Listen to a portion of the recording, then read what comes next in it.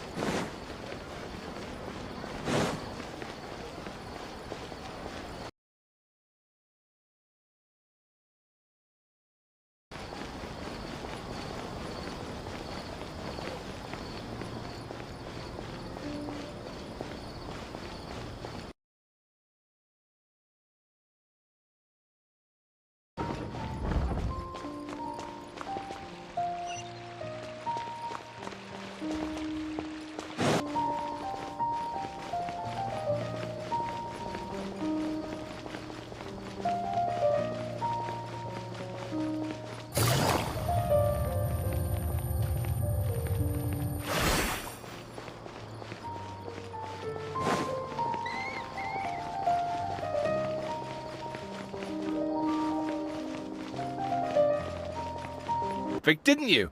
The Tataris Suna mystery. When so much remains unexplained, there's little to be objective about. Unless, of course, you restrict yourself to textual criticism. Yeah, well, this is my teacher's area of research. I can't change that. But it's fascinating enough without having to sensationalize it, don't you think? The strange location, the missing details, a mysterious person. I want to write my essay on something interesting, and I'm interested in getting to the bottom of all this. That's the only reason I came to you. Yes, you came to me, so all the more reason to take my advice. The fact is, it's the dramatization that will make people want to read it. There's no getting around that. Okay, but... Did one of them just mention Tatarasuna? But that's all the way in Inazuma! Is it just Paimon, or is it kinda unusual for someone in Sumeru to want to write a paper about that? Everyone here's just going about their business. Maybe it really is just Paimon. Guess people here are free to research pretty much anything.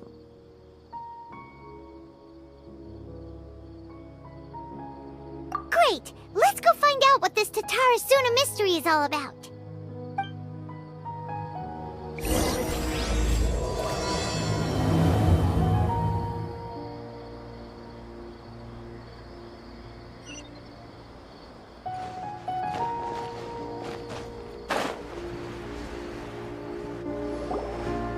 Alright, I guess I'll go with my textual criticism and your editorial direction for the first draft.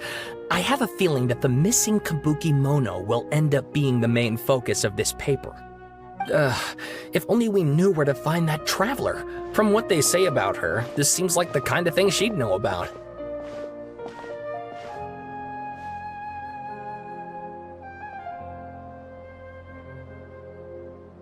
Oh, you're the traveler, you say? Hey, what's with that face? Don't believe us?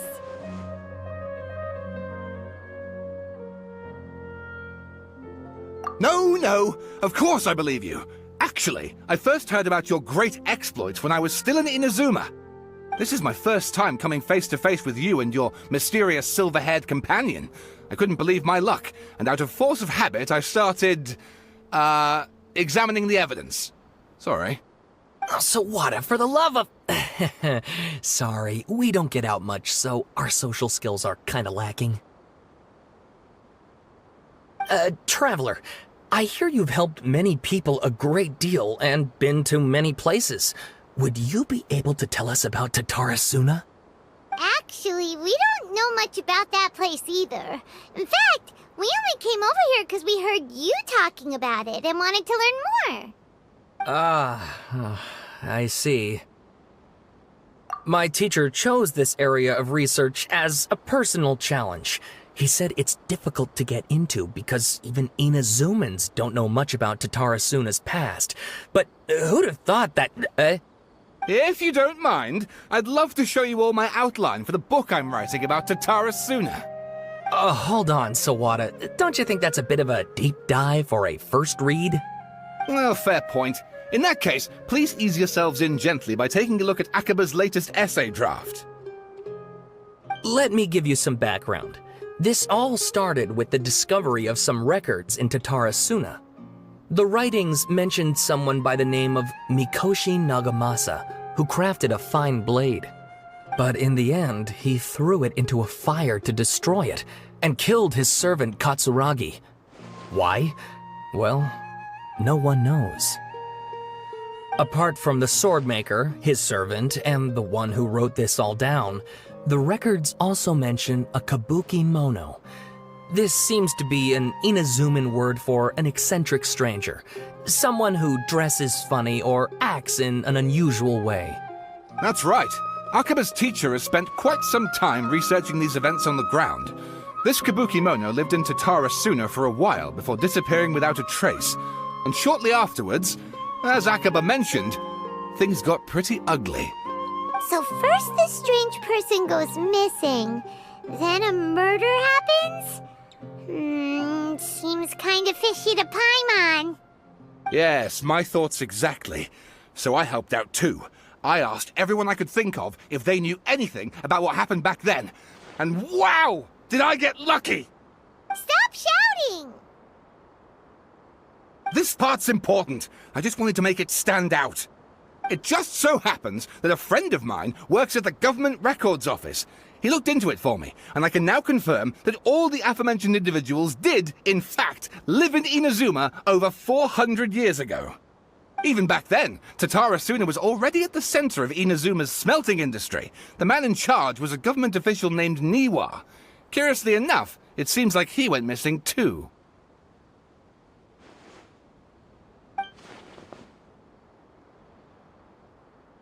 Wait, so there are 2 missing people in the story now? That's right! What's more, Niwa is a name with a lot of history to it. Have you ever heard of the great swordsmith clans of Inazuma? Oh, the swordsmiths? Yeah, like Ishin art and so on? Wow, yes. You really know your stuff. That makes things easier. So basically, this Niwa was a distant relative of the Kaidahara clan, the last practitioners of Ishin art. Something then seems to have happened in the Kaidahara clan, leading to their downfall. I don't know the details, but taken in light of everything else going on around that time, it makes you wonder whether it's all connected somehow. The Kaidahara clan? Sawada, you left out the biggest detail of all. Oh, yes, of course. How could I forget? Brace your minds, ladies and gents, for they are about to be blown. Or maybe you won't believe your ears. I wouldn't blame you, of course, because in all my years as a writer, this is by far the most. Get to the point, for Pete's sake. According to information acquired by Akaba's teacher, the Kabuki Mono was not a human, but a puppet. A puppet?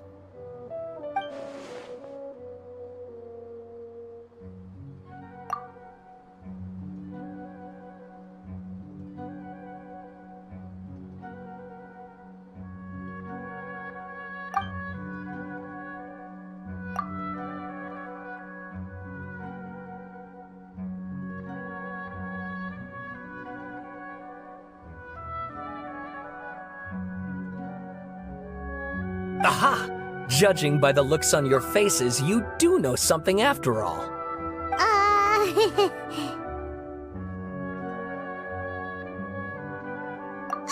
No! Paimon just meant, how creepy. The way you described it makes it sound like a ghost story. I agree, it does. But considering that non-human races in Inazuma are by no means uncommon, spooky events are to be expected. And that's exactly what my book is about. Please, take a look.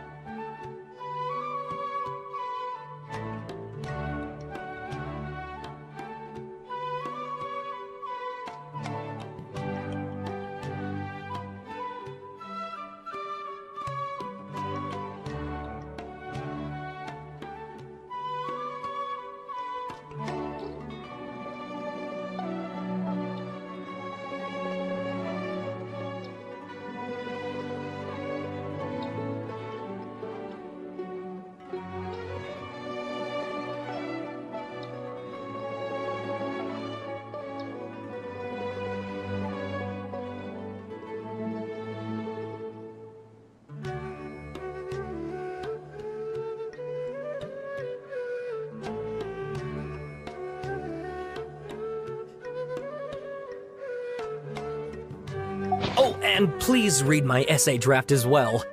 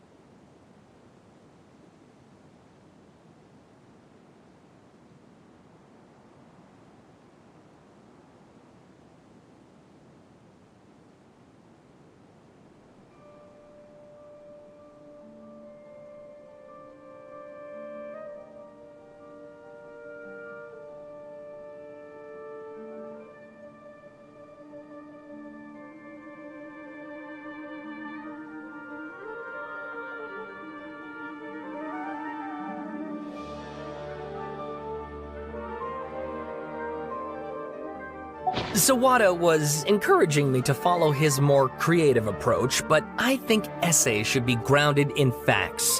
I don't think explaining everything away with mysterious forces will cut it.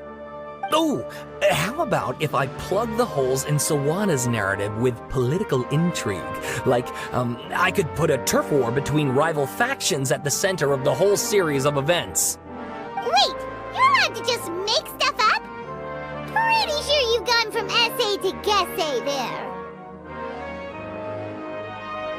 Akaba, look. Your teacher has researched this extensively. I've reached out to everyone I could think of.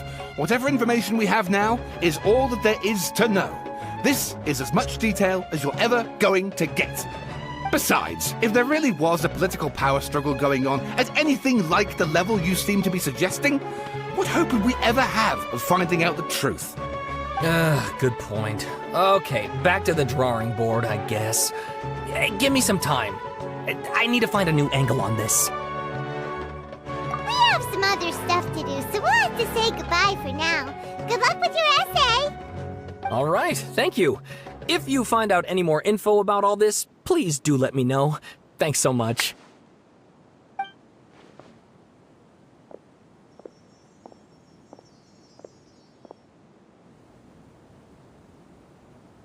Hey, so that thing they were talking about, it has to do with the balladeer, doesn't it? Okay, then even if we did know something about it, we probably couldn't share it with them, huh? After all, we kicked his butt and got him locked up. Information about people like that is usually super confidential, isn't it? If you ask Paimon, Akaba should just pick a different topic. There must be as many essay topics as there are trees in the forest. There's no point in... Did you see that? He literally just went by, over there. It looked like... the balladeer! No, it can't have been. He got locked up. Oh, quick, let's catch up and see.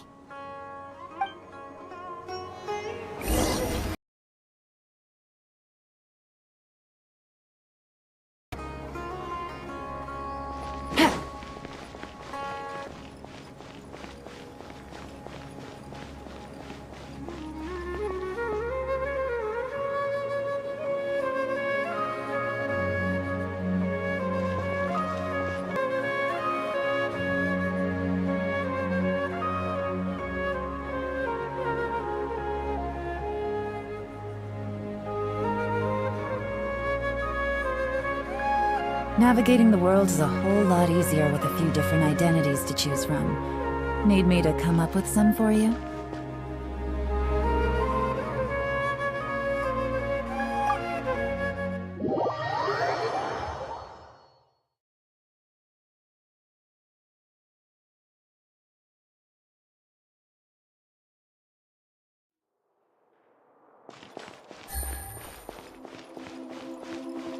Take it easy.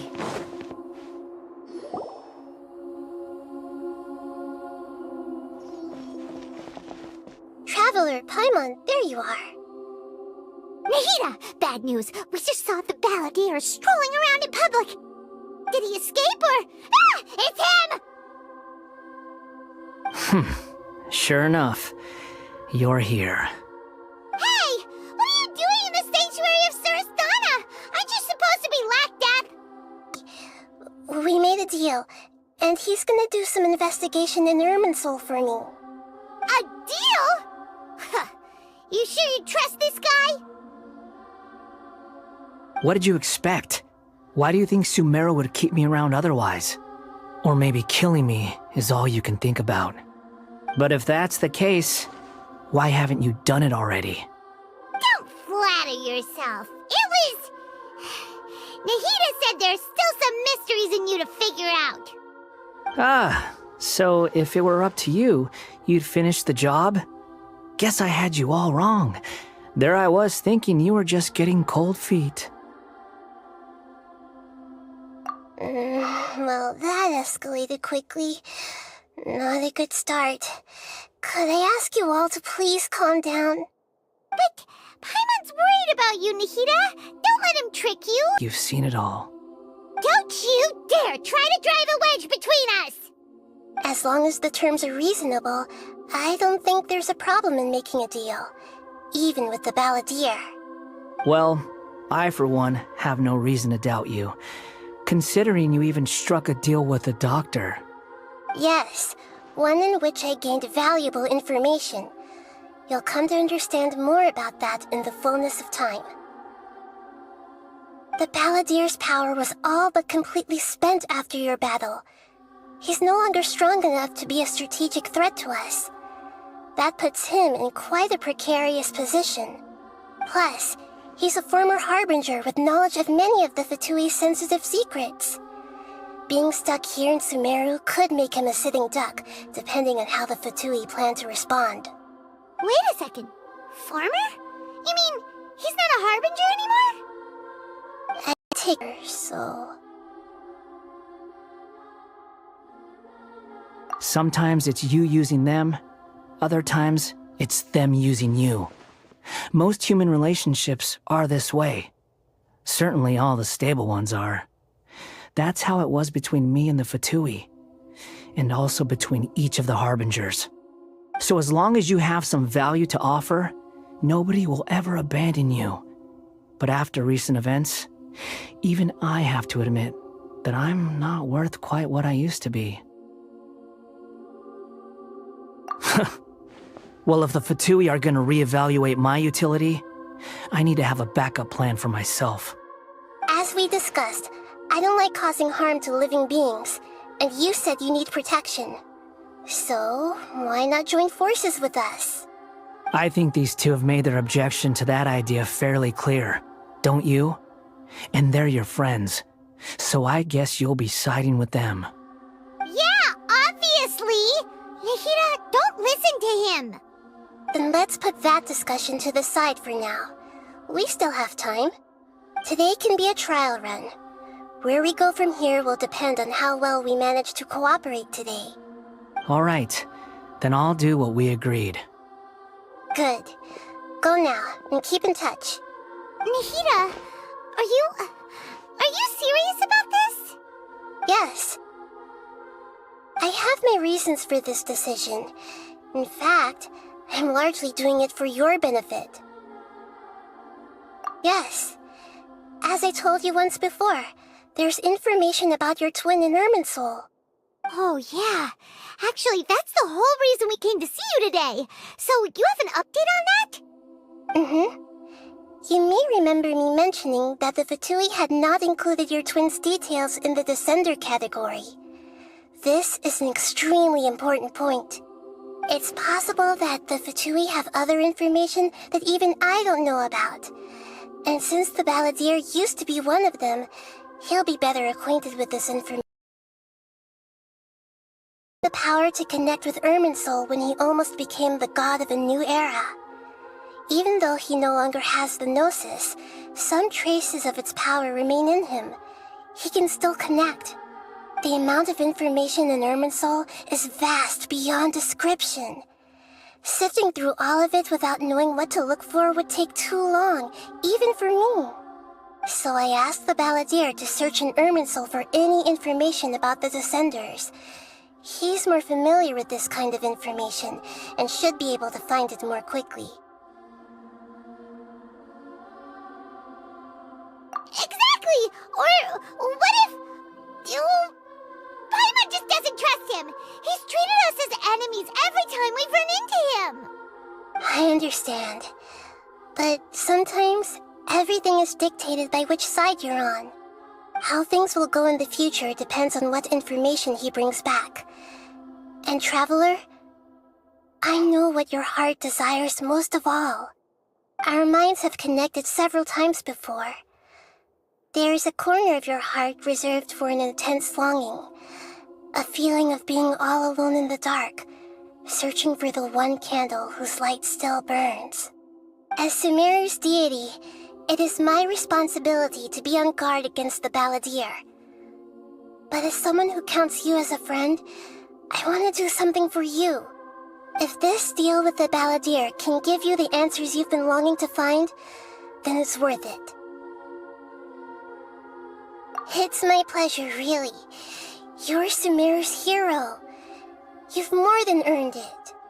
Paimon's still worried about this idea.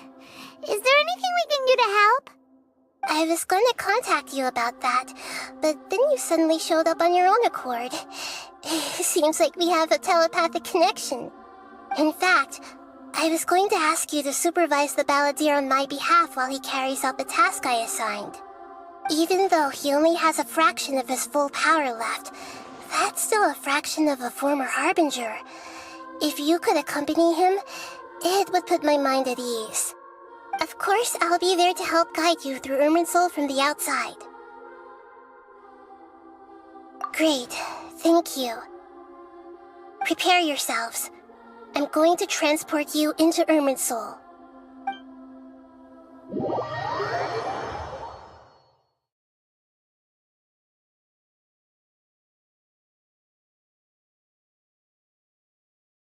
Wow, it looks pretty different here compared to last time. The colors are gentler. Guess that must be because Sumeru's at peace now.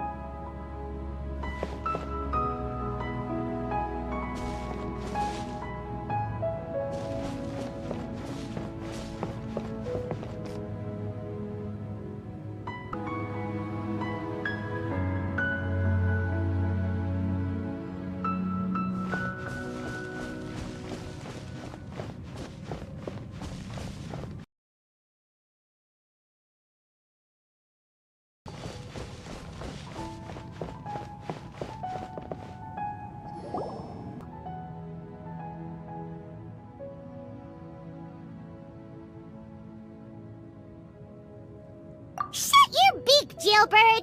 No way a prisoner gets to be so smug! I understand that prisoners have to put up with harassment from the guards. But right now, I'm on temporary release. So maybe you should think about backing off a little. Sounds like a successful rendezvous. I need to be quite clear about something. In a few moments, you'll be entering into the innermost region of Irminsul. It is an environment like no other, and the most important place in all of Sumeru. You must put aside your differences and be extremely careful as you navigate your way through. I know there are many grievances between you, on both sides, but it is essential that you remain calm after entry. This is as much for your own safety as anything else. Fine, let's call it truce, but only until this mission's over. Let's cut each other a little slack. I'll be at the front.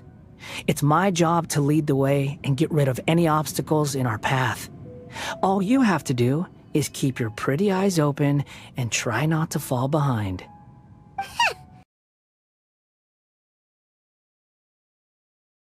Like you're even more experienced at adventuring than us. If there are no further objections, I suggest we get going. It's unbearable. We can start now. Irminsul access granted. Darn it! Come on, let's catch up with him.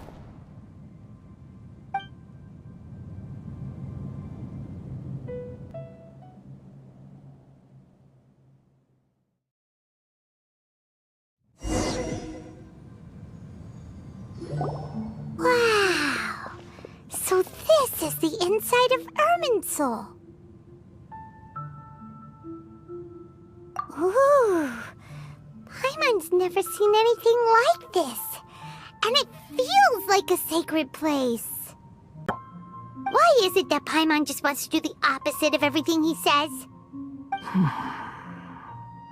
Lesser Lord Kusanali, we will now proceed to the heart of Irminsul. Can you still sense where the heart of Irminsul is? Yes. Permission to begin searching for information there? Permission granted. Go ahead. Let's go. Stay close. Hey, so, say we did go running off in here. What would happen? Here. You can't rule anything out. So if you want to stay safe, your best option is to stick close to me.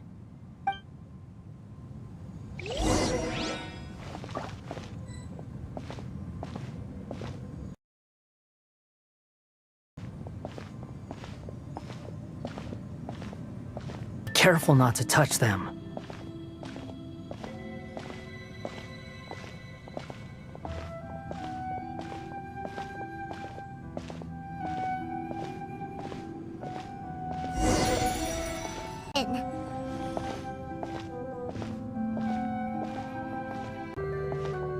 Is he mocking me again?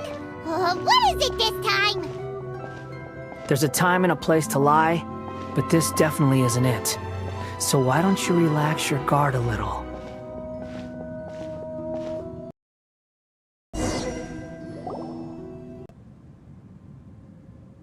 Lesser Lord Kusanali. Good, you made it. Are you ready? Ready when you are. Then please begin. Preparing to access cognitive currents. Establishing waypoint. The Balladier's actually doing what Nahida tells him. Guess he must want to stay alive.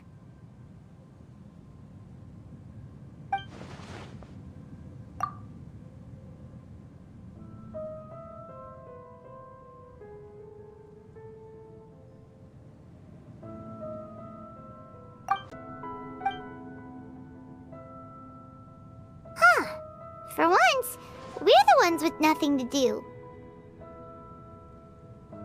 Traveler, Paimon, would you like to talk?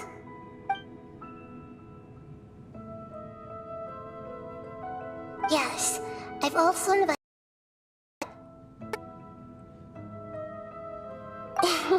That's part of it.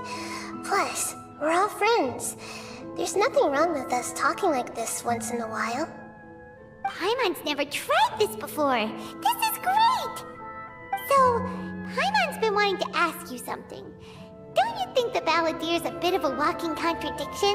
He's always talking back, but he seems to listen to what you say.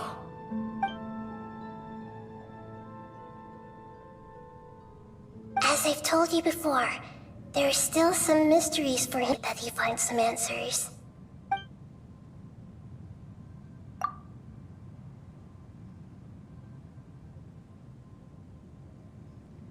Well done. Smart and attentive as always.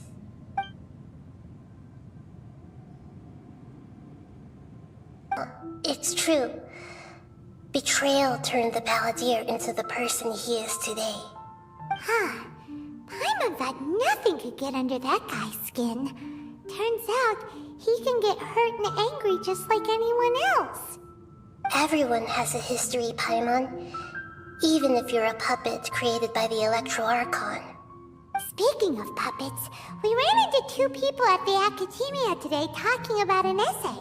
Turns out their topic was about the Tatarasuna incident. Nahida, do you know anything about that? If you mean the mysterious events, the Kabuki Mono and so on, yes. I know about all of that. Really? Because from what they were saying, it sounded like lots of Tatarasuna's history is still unexplained. And most of the information we have now is just from people filling the gaps with their imagination. At least that's what they thought. Oh? How interesting. Those two managed to deduce quite a lot through guesswork alone. So the Gesse got it right? What makes you think we're talking to each other? Don't insult me. You're having a private conversation without me. Obviously, I must be the topic of said... So, have you found anything yet? Still looking. Don't get your hopes up, though. You and your twin come from outside this world. It wouldn't surprise me if there was nothing on either of you in Irminsul at all.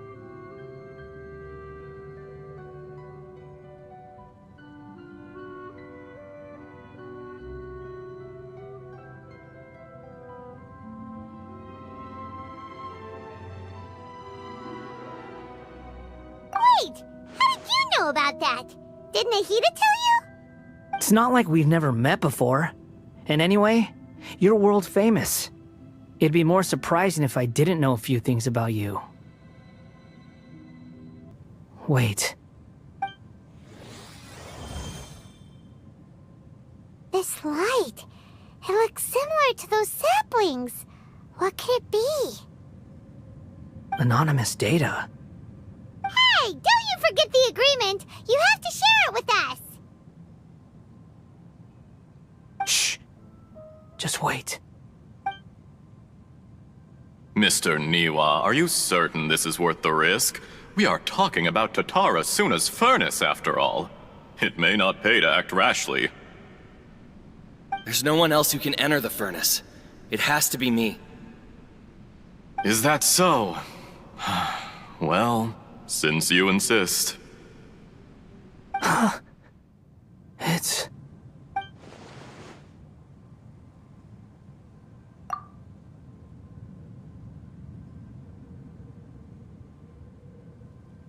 Whoa!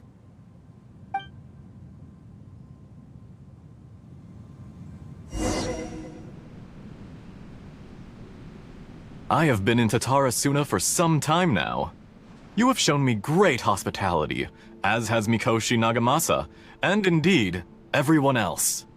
Under your leadership, Tatara Suna is a warm, welcoming place, like a giant village. People are gainfully employed, their lives have purpose. They are motivated. As I understand, the Raiden Shogun has, in recent years, eliminated much of the evil that plagued Inazuma. As for Tatara Suna, it was originally established as a means of safely disposing crystal marrow. The forging industry with crystal marrow as a raw material has since flourished, giving rise to generations of swordsmiths. Some world-renowned, others unknown, all passing on their legacy. Skills, blood, dreams. Every smith brought into this trade looks to find their purpose between steel and blade. That is why you accepted the proposal brought to you by myself and Akame. Yes, well, were it not for you coming to Inazuma and happening to make Akame's acquaintance, the two of you never would have joined forces. And he would be the first to admit that there's no way he could have revolutionized our forging process like this on his own. At least not on the same timescale. You allowed Akame to take all the credit for a method that you jointly developed. He sold it to me, and now every piece of ore here is smelted using the new technique. Even now, you remain one of Tatara Suna's key consultants, working right here alongside us. I believe it is you, sir, who are truly responsible for the changes in our manufacturing and forging methods. You flatter me. From the outset, I saw much that was commendable in the forging industry of Inazuma, and it has been my great honor to befriend you all. So you say, Escher. But is this really the truth? My good sir, what do you mean? I tried to resist thinking it was all connected. Because I didn't want to speculate. And I didn't want to believe that things could turn out this way. What have we gained from adopting your new technology? Ominous black smoke? Mounting production problems? Worker fatigue and casualties are up and continuing to rise at an alarming rate. And recently, as you well know, someone died because of that strange filth inside the furnace.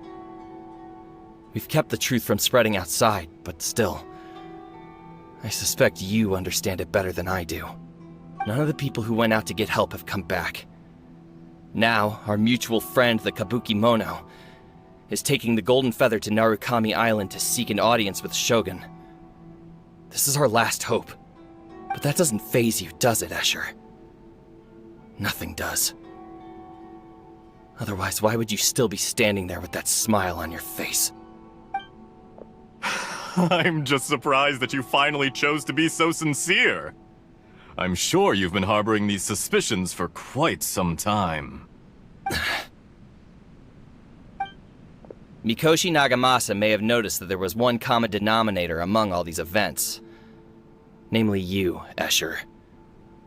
But Mr. Mikoshi is more cautious than I. He does things by the book. After all, Nagamasa is the adopted son of Mikoshi Torachiyo, the yokai struck down by the Shogun's own hand.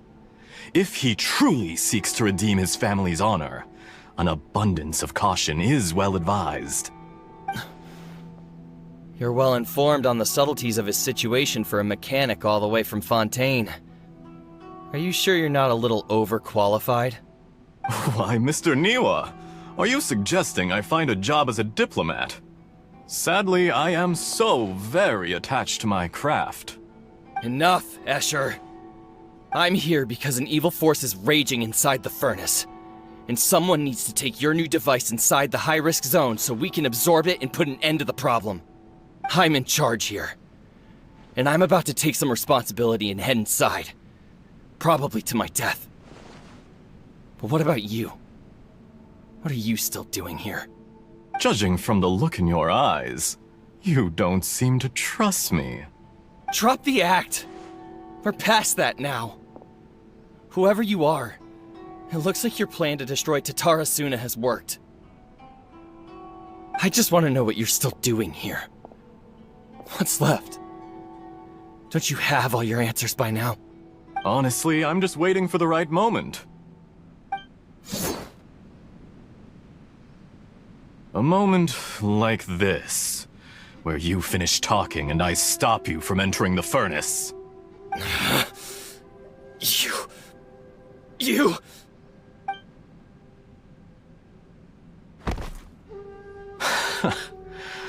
You're a little smarter than I initially gave you credit for. I thought I'd disguised myself exceptionally well, at least for the first few days. But to my surprise, you had your people look into my background right from the start. It's a long journey from Inazuma to Fontaine, but that didn't stop them. Eventually, they managed to confirm that Escher was an alias, and that I was not from Fontaine at all. And yet, despite all of that, you still fail to realize my true identity, and what I seek in Tatara Suna. Did you really think you would be able to see through my plan? If you kill me, there's no one who can get inside the furnace. So you're really going to destroy this place? Is that it? Oh, but you're quite wrong. There is one other person. Some may not see him as a person, but you told him yourself. You're not a puppet. You're a human. You're just missing a heart. Whoever you're working for won't get away with this. They'll be found out. But this makes no sense. What are you really trying to accomplish by all this? Why go to all this trouble? It's no trouble at all. Patience is a virtue which I have in abundance. This is all part of a carefully controlled experiment. If you must know, I'm happy to divulge my true identity. I'm a Fatui Harbinger. Call me the Doctor. The Fatui? Who? What do you want? Just to create a minor inconvenience for your nation. That's it? That's why you gave us your cursed technology? Just to let loose the evil energy from the crystal marrow? Look how even the righteous soul is filled with venom when faced with its demise. My device functions precisely as you say. It is the only chance you have of preventing a catastrophe and keeping the truth from the outside world. However, I did not make it with you in mind. It is easier for a person to be possessed by evil spirits when they are filled with hate. So give in to your fury. I want to see what happens when a malevolent heart is placed into an unsuspecting puppet. Make no mistake, even without you, that pure, innocent puppet would only end up being used by someone else instead. What other reason would a human have for befriending one who is not of our kind?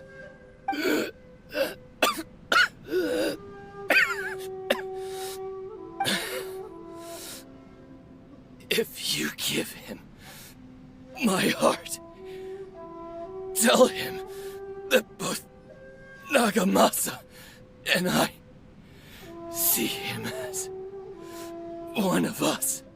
He has nothing to prove to anyone. Because not everyone just wants to use other people. The only ones who think like that are people like you. What a beautiful way to see the world. It almost makes me feel a little guilty. Then out of respect for you, I shall redefine myself. Think of me as a monster or a demon, if you wish. At least this way your death is not a consequence of your own folly turning you into an easy target. You simply lost to something more powerful than you could ever hope to defeat. I say, Mr. Niwa, let's see what happens. Will your puppet friend become a human? No, that will prove quite impossible. Mr. Niwa? Already dead. What a pity. Jester, I have completed the task you gave me. Creating a gap and infiltrating Inazuma's inner workings. What fun it was. I'd like to introduce a puppet to you. If he proves useful, let's make him our newest comrade. And if not, let's turn him to dust.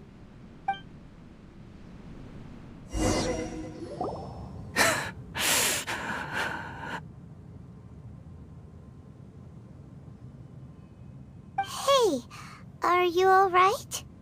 Dottore?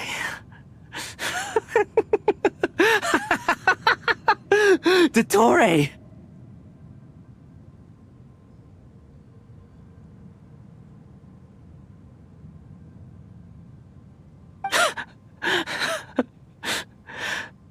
Good. Good. Was that the doctor? Did he turn into a mechanic from Fontaine? But why did we see things from his perspective? When I touched the doctor to confirm whether he'd eliminated all his segments, I read this memory in his mind. You have to admit, it must be the truth. Maybe so, but it means nothing. Does it? But this memory shows that Niwa didn't betray you. He never meant for you to be the one to take the device into the furnace. You know very well what that means. Even more so than I.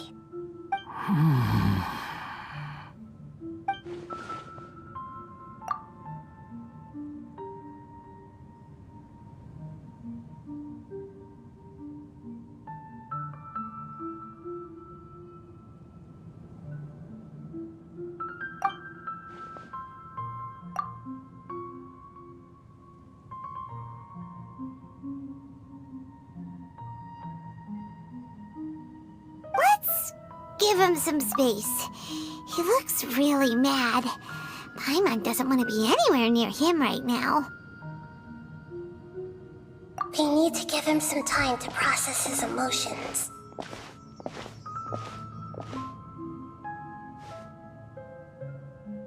Paimon's still confused about the Tatarasuna incident. So, the doctor was behind it, but why has that gotten him so worked up?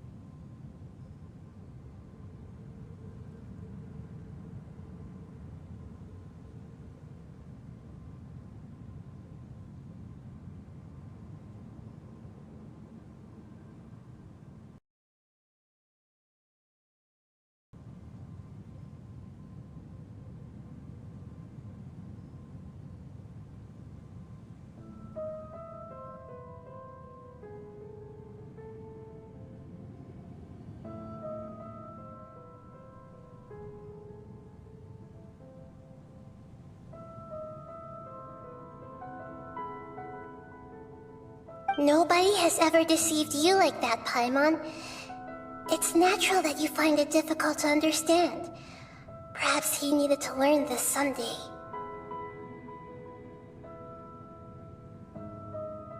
So now you have the complete picture. Katsuragi took the Kabukimono to live with the people of Tatarasuna. Later, the doctor showed up, disguised as the mechanic from Fontaine. And that's when the trouble began. It was all a horrific experiment planned by the doctor. Everything he did was just to plant seeds of disaster in Inazuma that would bear fruit in the future. Of all the unwitting participants in the doctor's experiment, the balladeer became the main test subject. After the events you just saw in that memory, the doctor put Niwa's heart into the device and handed it to the balladeer. Then, he instructed him to enter the furnace and absorb all the filth caused by the smelting process. The load was far beyond what he expected, but the balladeer survived. What's in it? The mechanic answered. Niwa fled this place for fear of punishment, but he left you a gift. He said it's the one thing that you've been looking for. He heard hard from the device as he spoke. The balladeer was stunned that such unthinkable cruelty had brought him the thing he'd been longing for his entire life. A heart acquired through cold-blooded murder is a cursed survival. Overwhelmed with anger and sorrow, the balladeer threw the heart to the ground and left Tatarasuna without looking back. Holy moly. So the doctor killed an innocent man and pinned everything on the victim?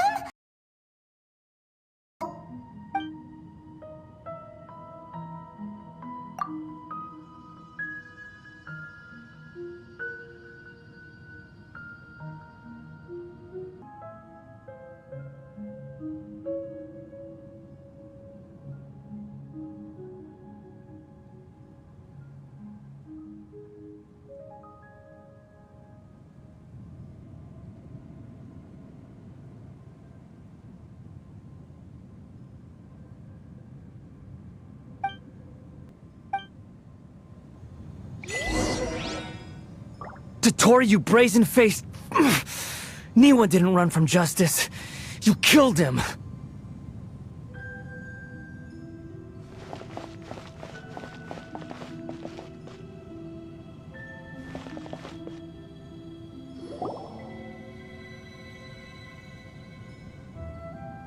Shall we see how he's doing?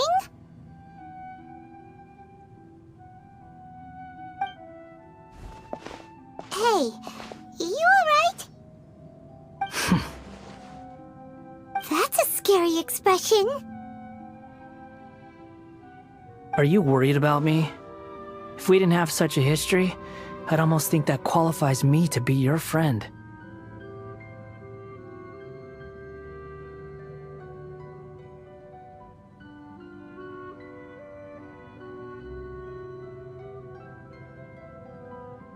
It won't. I'll keep my end of the deal. Hey,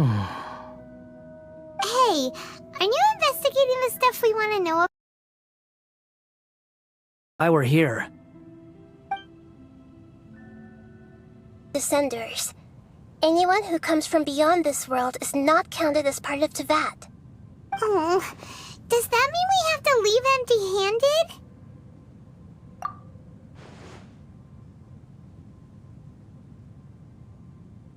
Don't thank me just yet. About what? The reason why there are records about your brother in Irminsul. It might have something to do with Conria. Apparently, Conria was his first destination when he arrived in this world. Plus, he only came to this world because the heavens responded to the summoning. The heavens responded?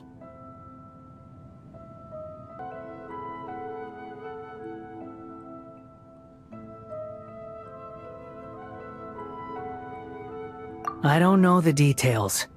It's up to you whether you want to believe me. All I can say is, I wouldn't lie to you about this. Did you get all that, Lesser Lord Kusanali? Yes. Astonishing news. Does this info count towards my mission? It wasn't from Irminsul, but was it valuable? Very valuable. Good. In that case, I'll take some time for myself now. Huh? What if— I'm power left in me. I can't sustain this shield for very long. I shared a secret with you, and now you owe me. So in return, I'd like you to answer a question for me. Give me your hand. Can you hear my voice inside your head? No, I can't do anything like that anymore. At most, all I can do is exchange a few words with you. So tell me, in this world, is it possible to change the past?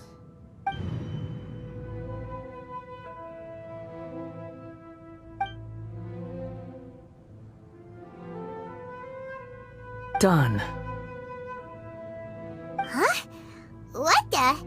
What happened? Paimon only saw you hold hands for a second. Nothing. I was just thanking her for helping me.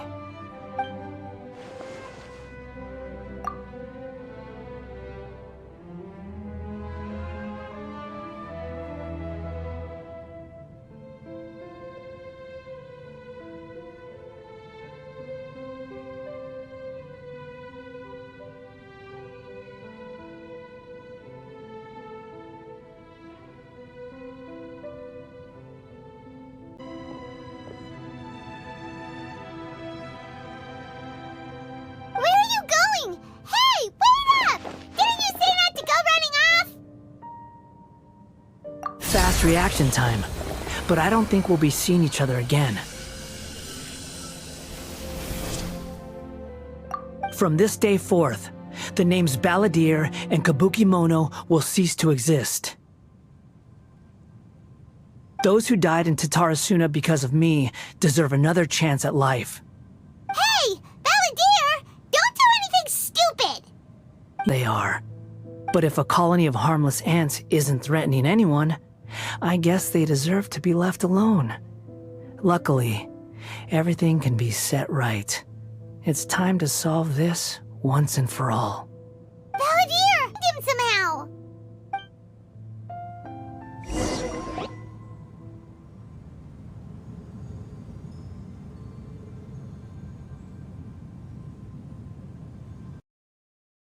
Oh, he's really gone!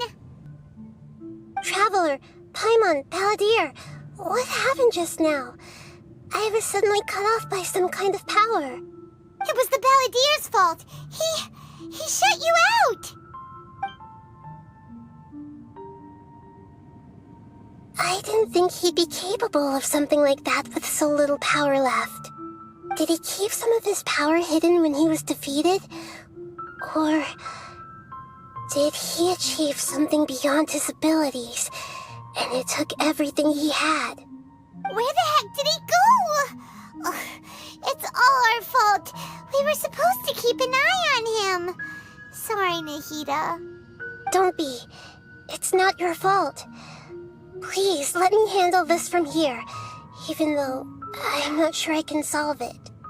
We're running out of time. Follow my lead and get out of Irminsul as soon as possible.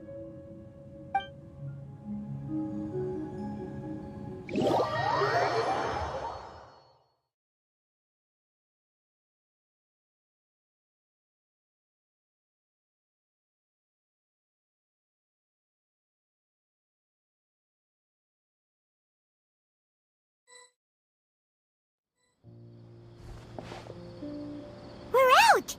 And we're at, an inn or something? This is an emergency. I'll have to ask you to stay here for now. Everything's arranged, and nobody will disturb you. I'm sorry, but this isn't something I need your help with. Leave this one to me. An emergency? How bad is it? Nahida, will you be okay? Don't worry.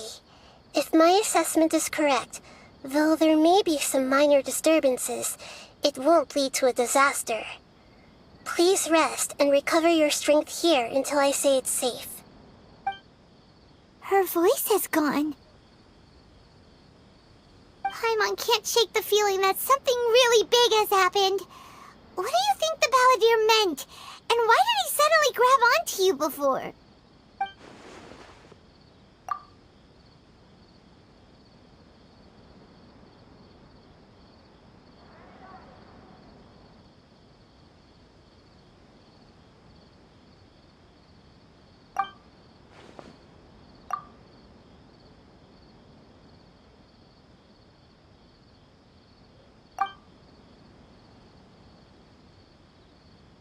He wants to change the past?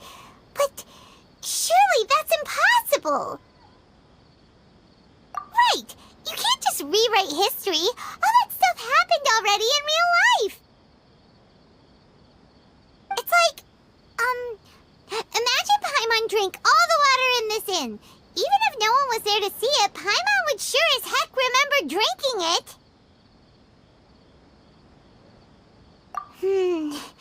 So, why does Paimon still have a bad feeling about this? Paimon can't help but feel scared about what he might do. Oh, Paimon's so confused. Huh? Ah! Sorry, Paimon accidentally... It's the Balladeer's fault for causing Paimon all this mental stress. But erasing yourself from history? It's unthinkable. Is that really possible in Irminsul? Uh-oh. Paimon's head is overheating from trying to understand what he's up to. And it's still not working. Ugh. Paimon's had it with that little brat. He's been nothing but trouble ever since we met him. There's no way he'll actually succeed, right? Otherwise, won't everyone who's connected to him be affected too?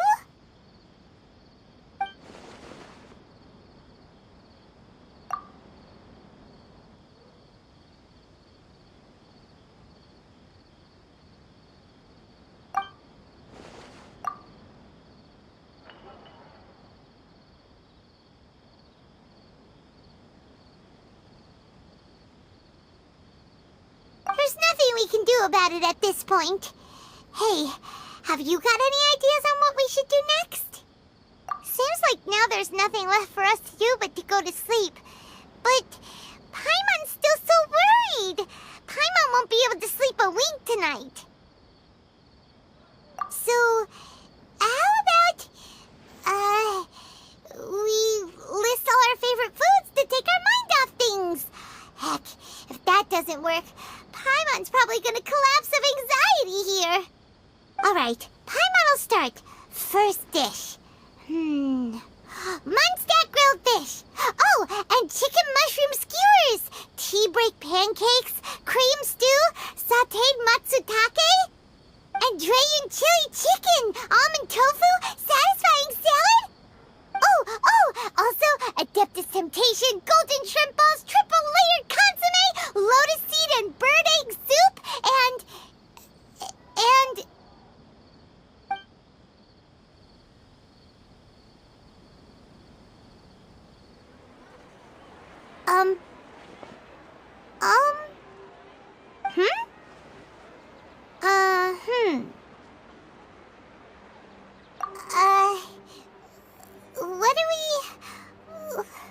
What was Paimon supposed to be doing just now? Paimon was, talking? Huh. Paimon suddenly can't remember what she was talking about. What was it again? The Balladeer? Is that a food too? Huh. Weird name, though.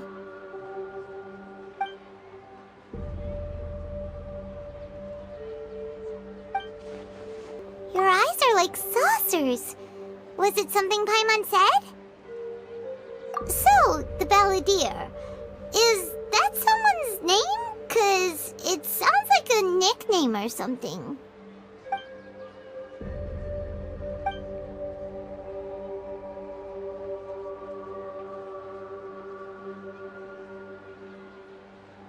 Okay, sure. Where are we going? Huh? Fine by Paimon, but is everything okay? You're acting like this is an emergency.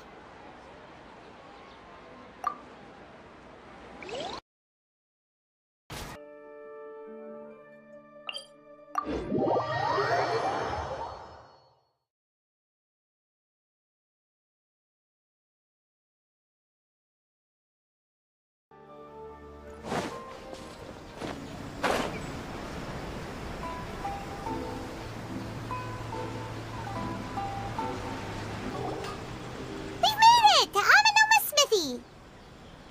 Ah, it's been a while. Of course. Go ahead. Oh. Now there's a question I wasn't expecting. Very well. I'll tell you what I know once more. The once renowned Raiden Gokuden, comprised of 5 branches. Amenoma, Futsu, Ishin, Hyakume, and Senju. The art of forging practiced by these 5 clans was first taught to them personally by the almighty Shogun. Over time, the 5 branches diverged from one another as generations of bladesmiths honed and perfected their craft until they became 5 distinct traditions. Most of the great swordsmith clans of old have since fallen into decline, and for a long time, only the Amenoma branch kept its art alive. But fortunately, Kaedehara Kazuha recently returned to Inazuma and took up the mantle of the Ishin art. Now, 2 clans remain of the original Gokuden 5. If my memory serves me right, you yourself were present when he forged the Ishin blade. Oh yeah, we were! Paimon remembers that now. We learned a bit about the decline of the Raiden Gokuden then too. It seems like such a shame. That, my friends, is a tragic tale indeed. In fact, this was not made known to me for most of my life. All these years, I knew of those great clans' demise, but never the cause. Only recently, when the question was on my mind, did I ask Kaedehara Kazuha about this. He told me that, as we are both heirs to a branch of the Raiden Gokuden, it was right that I should know the truth. There is no harm in telling you, but I must warn you. It is a dark and sorrowful tale. The Raiden Gokuden were the targets of a murderous rampage by a vengeful bladesmith. Vengeful? Why? 400 years ago, so I'm told, there was a catastrophic malfunction in Tatarasuna's furnace. One brave swordsmith heard the commotion and chose not to flee, but he rushed to the scene, hoping to prevent a disaster. Tatarasuna was home to a state-of-the-art forging and smelting operation in that day, and overseeing it was the armory officer. His surname was Niwa, though he had family ties to the Kaedehara clan. Knowing that they had just one chance to save countless lives, Mr. Niwa and the swordsmith leaped together into the furnace.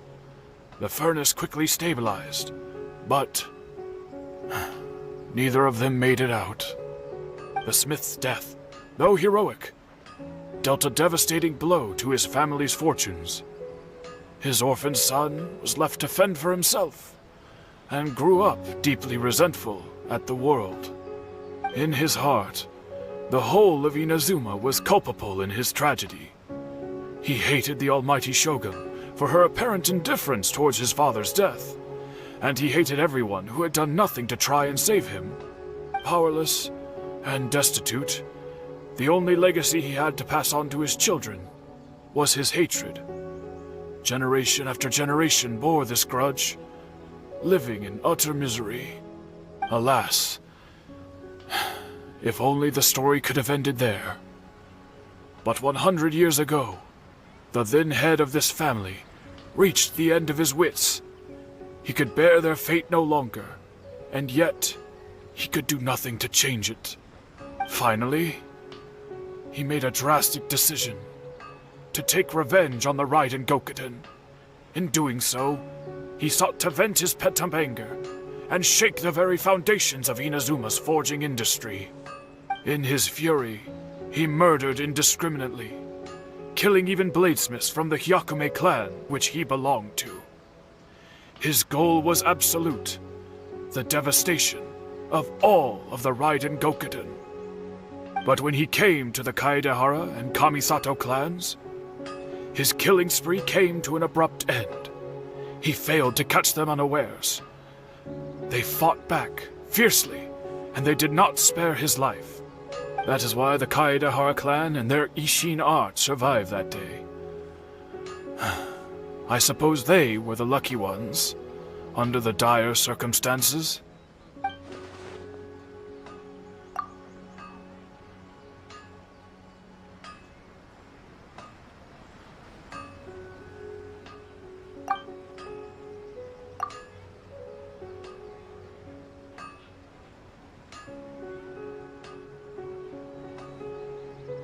Was there anything else you wanted to ask?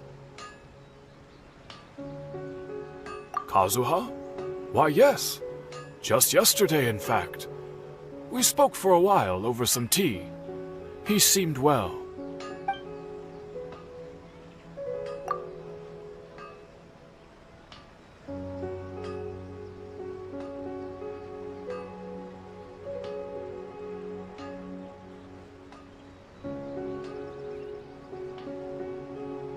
My pleasure. Don't tell Paimon. There are other places you want to visit too, right? Your expression says it all. You can't hide anything from Paimon. On to the next stop. Lead the way, traveler. Paimon will be right behind you.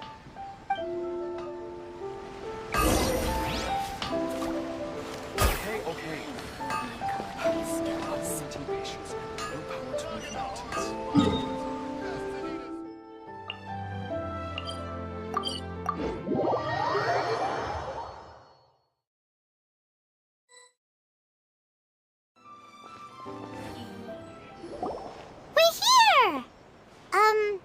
This is the Yashiro Commission's headquarters, so... Traveler, it's been a while. If you're looking for the Commissioner and Miss Kamisato, I'm afraid your timing is unfortunate. They're not here right now. Are they out on business? The Commissioner is out on business, and Miss Kamisato is standing in for some meetings in the Commissioner's place. If it's urgent, you're welcome to wait inside until they get back. What do you think? Shall we go in?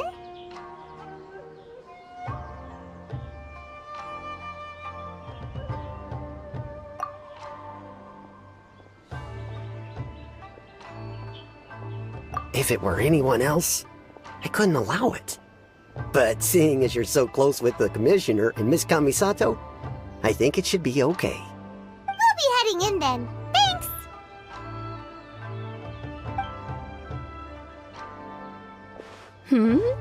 Hello, dears. Is there something you want to say? Of course, traveler. Yes, I know who you are. Miss Kamisato has told me about you. What would you like to know? Oh, they're both very well indeed. Lately, Miss Kamisato has been rather busy attending all kinds of meetings and occasionally paying visits to some local organizations on the Commissioner's behalf. As for the Commissioner himself, well, you know, busy as ever. That much hasn't changed. Although, he does seem to be in a rather good mood these days. So pretty much business as usual in the Yashiro Commission, huh? Very much so.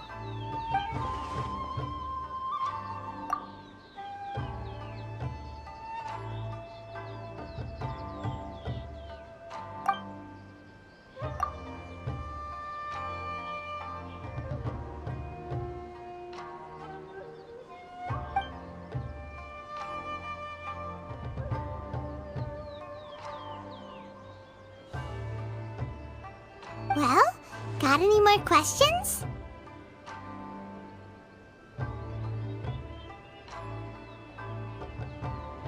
You're very welcome.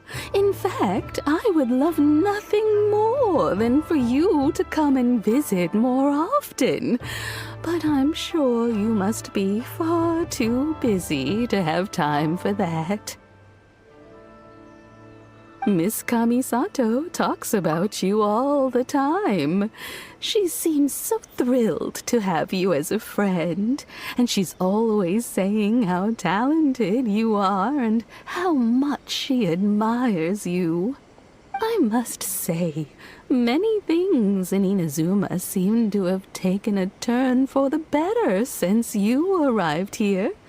So you're not just Miss Kamisato's knight in shining armor, you know. You're a hero to us all. I mean it. Whenever the commissioner dines at home, Toma always joins him. I always find myself at my most relaxed when I'm serving the two of them and listening to them chat away.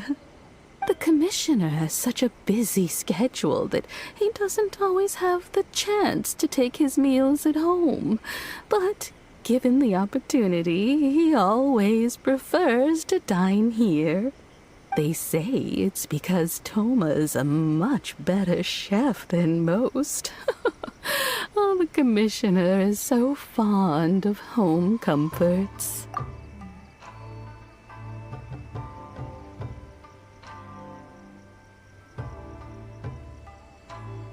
They get to talking about you sometimes too, you know. Always with a very fond tone. The way one would talk about dear old friends around whom one can truly be themselves.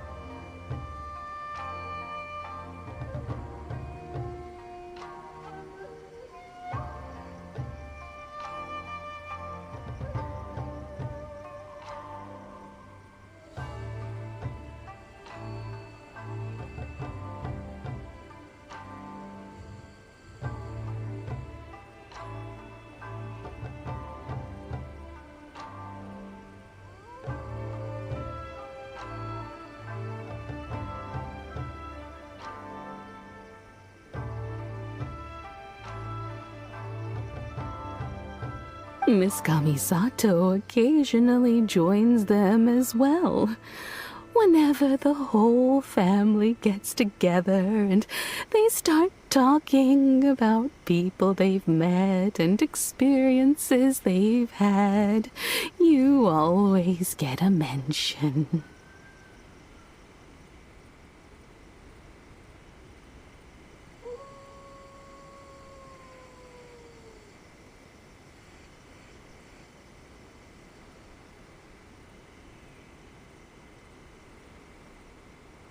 It's been many years now since the late Mr. and Mrs. Kamisato passed away. Much has happened in the Kamisato clan in that time. As someone who is old and gray enough to have watched their son and daughter grow up, it makes me so happy to see them meet a dependable friend whose company they enjoy so much.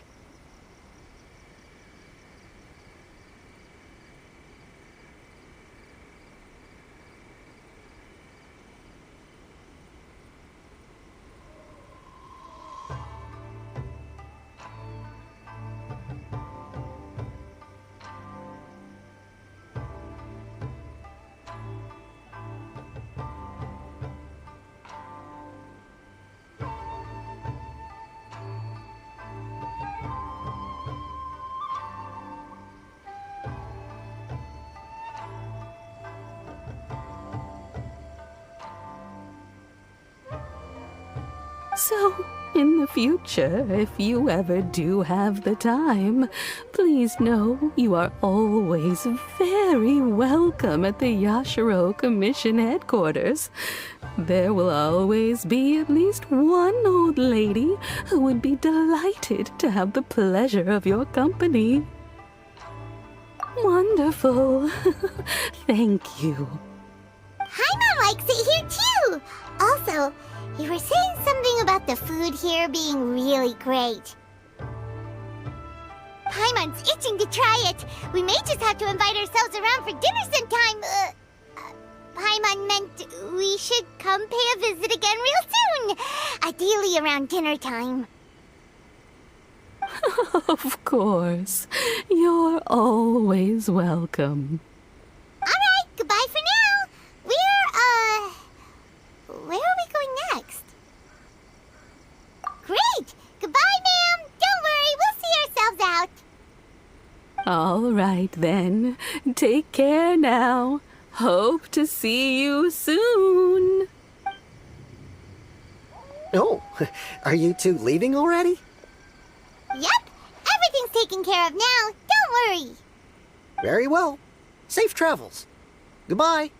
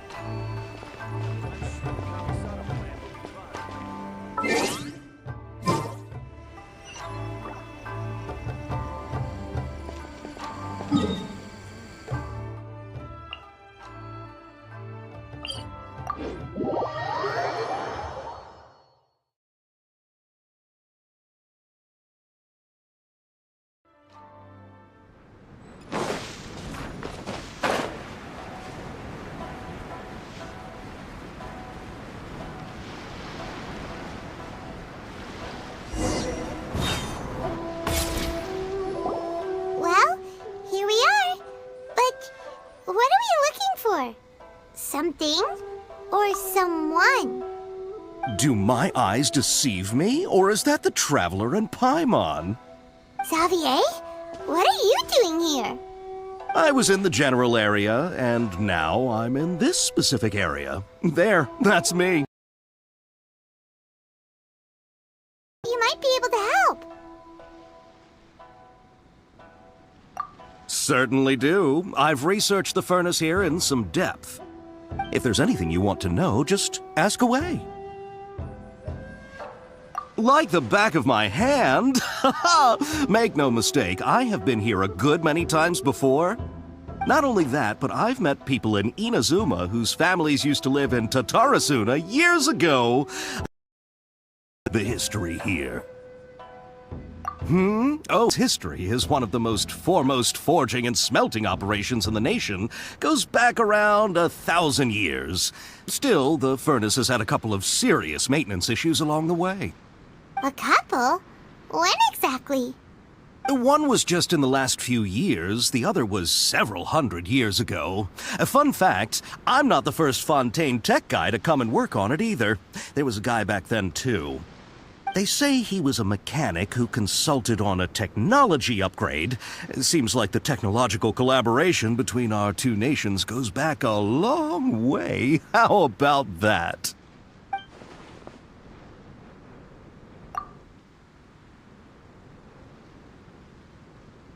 Hey, weren't you gonna ask Xavier something about Tatarasuna? Come on, ask already. Oh, I didn't realize you two were here for a history lesson. Me neither. Son, did you just wake up today with a sudden burning desire for historical knowledge? Sure, go ahead.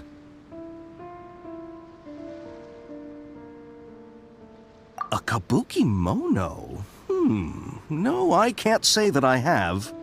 I do know the word, Inazuman for those eccentric types who always go around dressed to the nines. Just the sort of person that I'd like to meet, actually. But sadly, I've never had the pleasure, nor have I come across anything to do with a kabuki mono where Tatarasuna is concerned.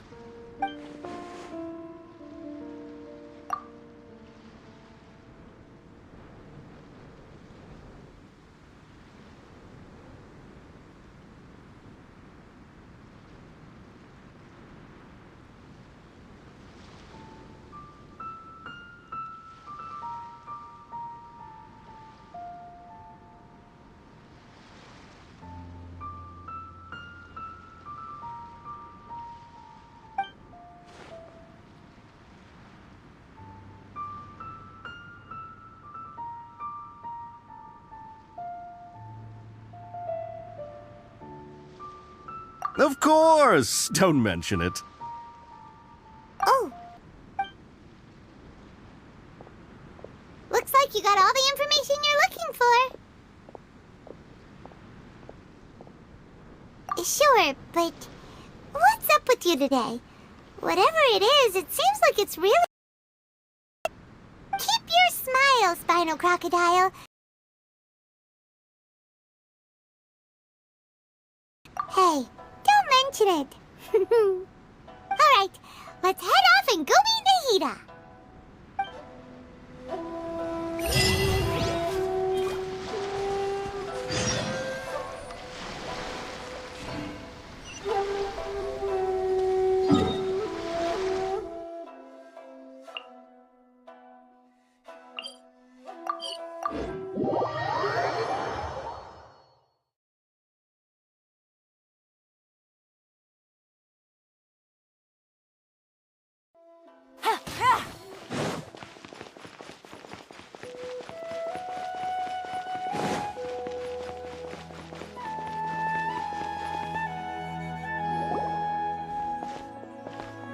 Hey, it's them!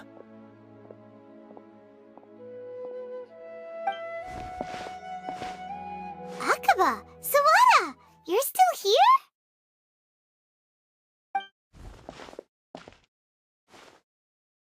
Indeed we are. If you have a moment, we'd love for you to join us once more.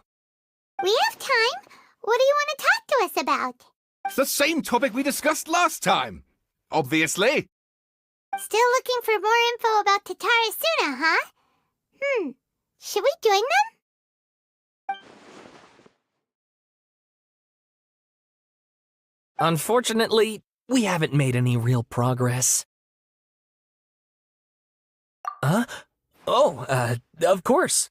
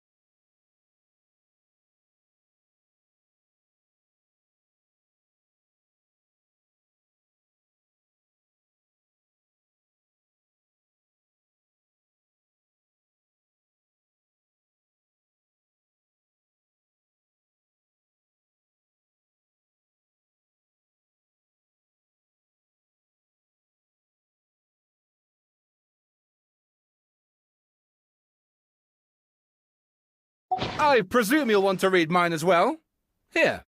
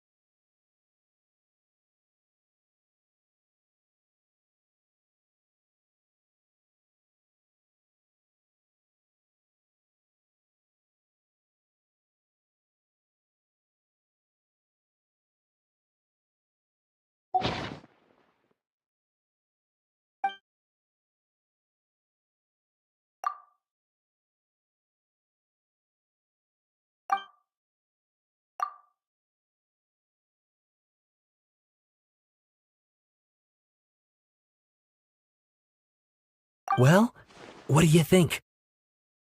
Hey, Traveler. Remember how last time Akaba was saying how he wished he could gather more information about all this? Well, we just got back from Inazuma. So how about we tell them what we learned? What did you find out? Something big? It's a long story. Basically, we have some friends in Inazuma, and... Wow, so many new details. Thank you so much for sharing that with us. Well, well, so it all comes down to one man's desire for revenge. Huh. You heard this from a member of the Amanoma clan, you say? Then I guess it must be true. Ugh. So there's no ghost story here after all. This new information actually lends further credence to my hypothesis. Evidently, swordsmiths were seen as having an incredibly prestigious role in society those days, to the extent that harming them was conceived of, at least by the perpetrator, as a way of exacting revenge against those in power. Yes, okay, point taken, you were right. But that doesn't mean I can't carry on with my novel. And they're back at it. These guys are really into this. Oh, so sorry. Look at us, prattling on about our projects and ignoring you. Thank you so much for the information. You're welcome. See ya. Keep us in the loop if you find out anything else. Will do.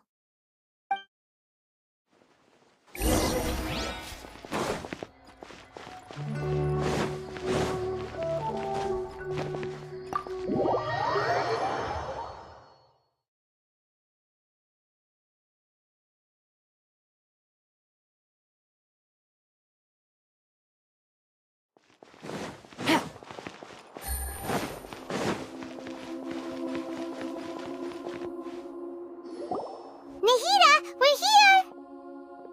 Traveler, Paimon, how have you been? Ugh, where to start? Paimon hasn't had a moment's rest this whole time. That night, we ended up chatting and chatting until suddenly the sun was up. And then she decided she wanted to go to Inazuma. The Balladeer? It sounds like some kind of code name. You look troubled. Is there something you need to tell me?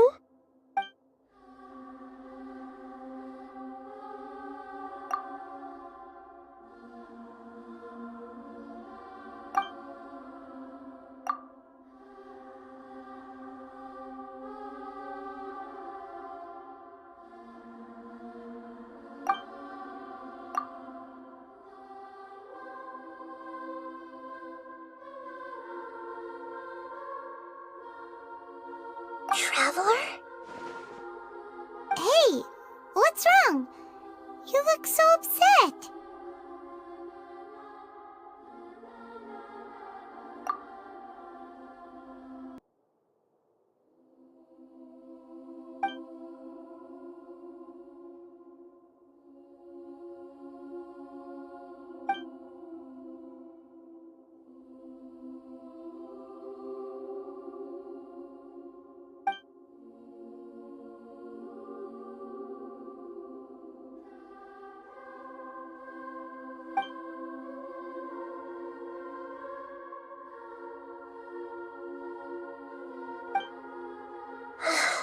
quite a story.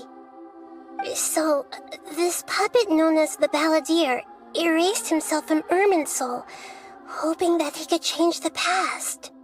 But how was he even able to do that? As the traveler said, he very nearly became Sumeru's deity. Admittedly, I remember it a little differently. I don't recall finding anyone inside the machine after we defeated it. Nevertheless, it does make sense. If someone were to successfully erase themselves from Irminsul, the world would change to reflect the new reality.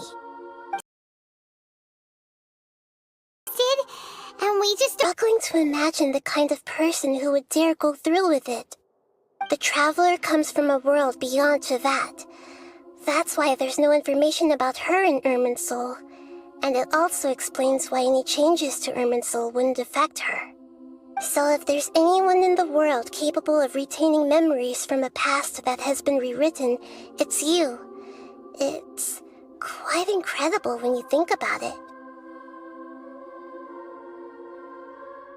Paimon's having a hard time understanding this Balladeer guy's motivations. Why did he do it? I can only make inferences based on the information we've been given. As for what kind of person he was, only you remember that.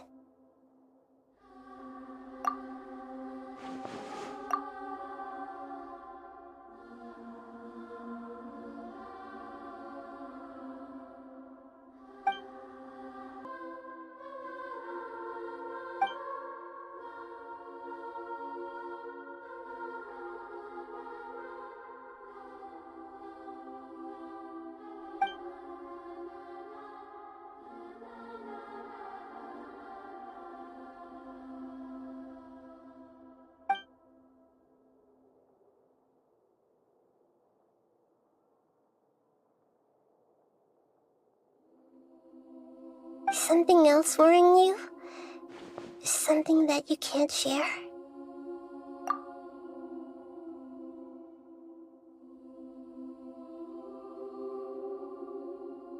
It couldn't change the fate of the ones who had died, right?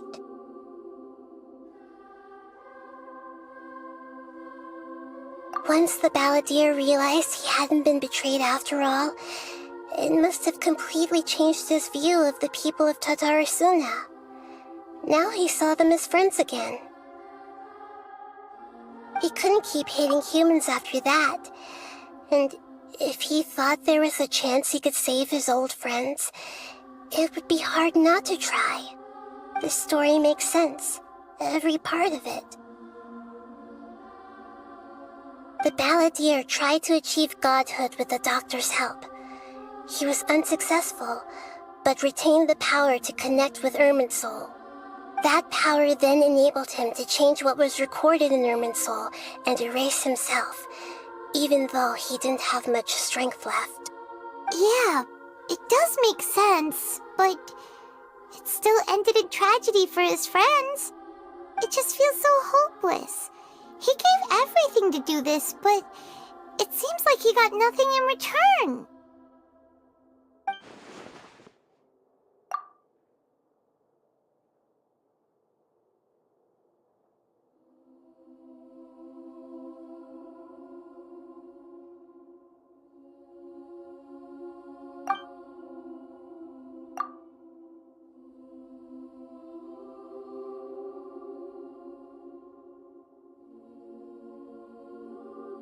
Please wait a moment. I want to check something.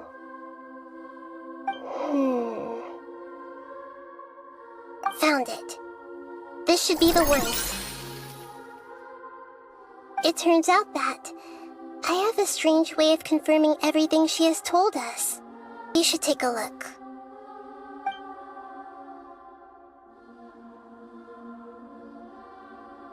Is this a fairy tale? Who wrote it?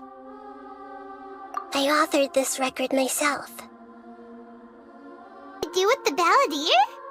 When combined with the Traveler's narrative, it's clear that this story is an allegory. Everything in it is a symbol for something else. Hold on. So this record survived from the past? Yes. Any information about the balladeer or the kabuki-mono and other records will have been changed. But I wrote this story in a way that means it was left intact. Changing the information in Irminsul changes to that. But Irminsul can't change information that was well hidden in advance. I guess I must have written this story as a backup before the balladeer entered Irminsul. That's incredible! What a great idea! And sending the traveler into Irminsul with the balladeer must have been a further precaution. I knew she'd remember everything. This story is abstract enough that it still resonates with the present information recorded in Irminsul. But if we connect all the different pieces together, the true story that emerges is the one she told us. The now erased life of the balladeer.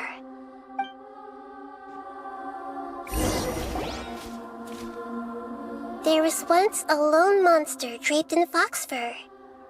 The monster found a family of foxes, joined them, and they became friends. The monster lived with the family day and night, and everyone treated it as one of their own. Once in a while, the monster would take off its fox fur at night, and lament to itself as it gazed at its reflection in the water. I am a monstrosity, yet they are too foolish to see it. I pity them. But the monster soon found solace when another came to live among the foxes who was not their kin. A kitten, carved from the wood of a white tree who had been abandoned by the humans. The kitten too wished to become a fox, but its tail was too slender and it could not grow a coat of richly colored fur. Yet when the other foxes saw this, they spoke words of comfort to the kitten. Even without a tail and fur like ours, you are still one of us. Furious at this happy resolution, the monster lit a fire on the mountain. The terrified animals panicked as the fire spread. The only way to extinguish the flames was to make a sacrifice. A gray fox stood up and addressed the monster. It said, "You are the cleverest among us. Surely you can help us find a way to solve this." The monster smiled, led the fox toward the fire, and murdered it. The gray fox's heart was turned into a beautiful drop of water, clear, spotless, and pure. The monster gave the heart of water to the kitten, telling him, "The foxes have decided. You are the one who must be sacrificed. Take this, quench the flames, and die for your fox kin." The fire was extinguished, but the kitten lived.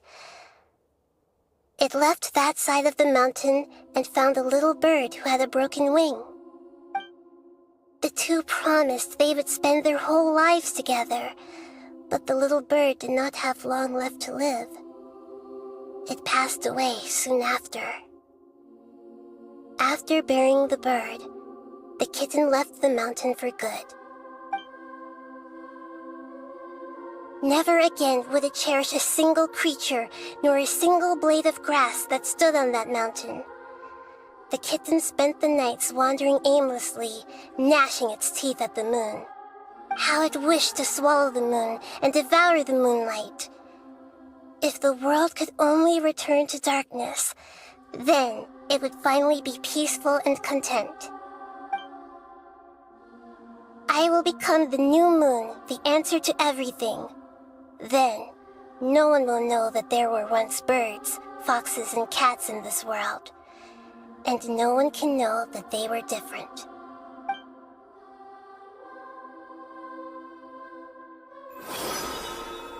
We solved it! I remember now.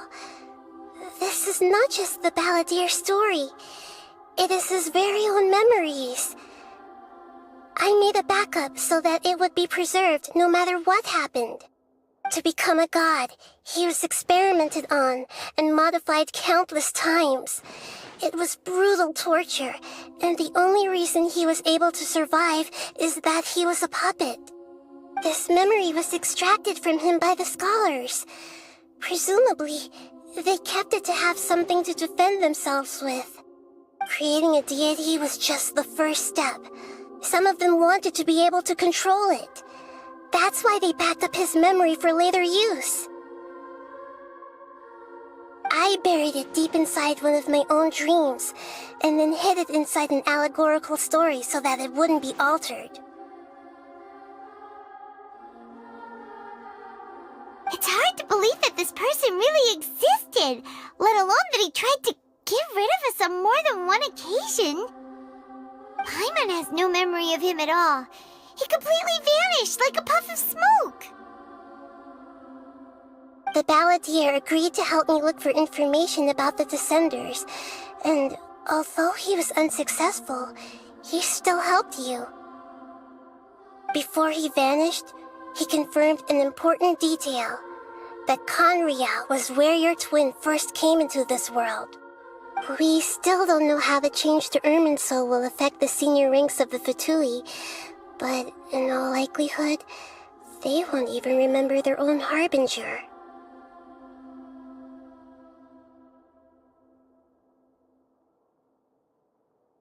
It sounds like Paimon wouldn't like this guy a whole lot if he was still around. But still, Paimon doesn't like the way it all ended that much better. This is why wisdom alone cannot answer all our questions.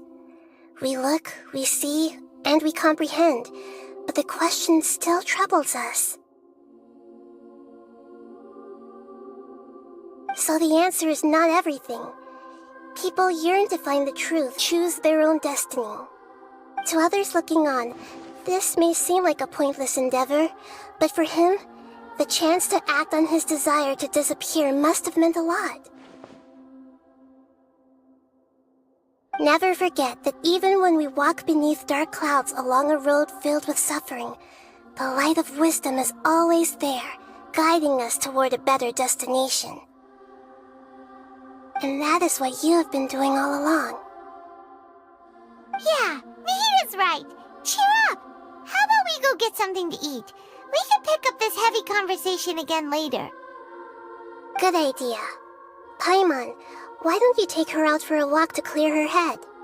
You got it! Come on, Traveler! You need to get out of your head for a while. You'll feel much better after taking a walk. Let's go get a snack from one of the stalls in the Grand Bazaar! That'll be sure to lift our spirits. It must be really tough being the only one who remembers all that, but Paimon's always here to help cheer you up.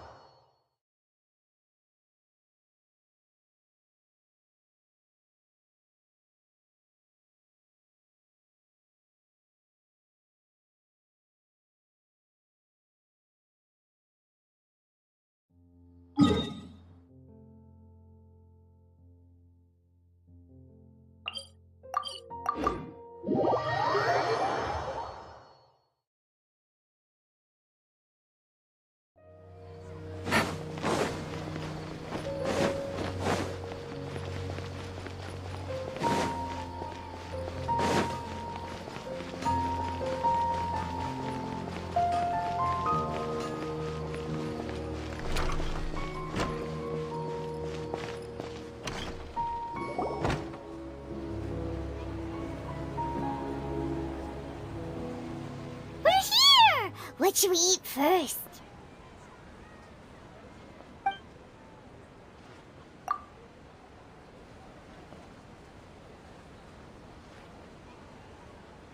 Hey, are you gonna answer or what?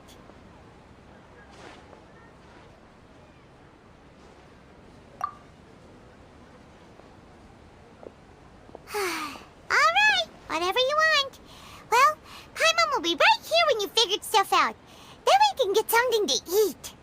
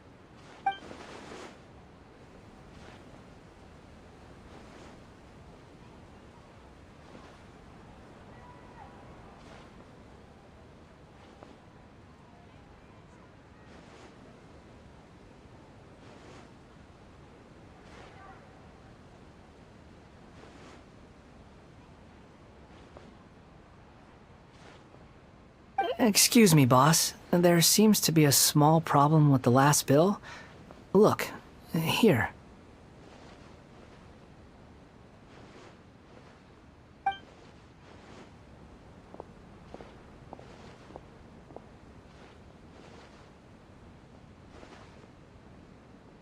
Hey! Hey, wait! You mean me? No, not you. That kid! Didn't you see? Little rascal grabbed my last 2 fresh Sunsettias and ran off. Look, if you're gonna help out here, you can't keep spacing out, okay? What is it? Work's too boring for you? Or has the big city got too many distractions? I wasn't paying close enough attention. Sorry, boss. I think you're right. Maybe it's the city. It's so exciting. It can be hard to focus. Who's that guy? You know him or something? He's who? Actually give you some work to do. You keep letting yourself get distracted. I don't want to take advantage, so I'm happy to pay you what I'd pay anyone else. But if you keep acting like this, pretty soon I won't be able to afford to. No, please. I mean it. You don't need to pay me anything. I'm just so thankful you agreed to take on an outsider like me. You're welcome, I guess. But I got bigger things to worry about.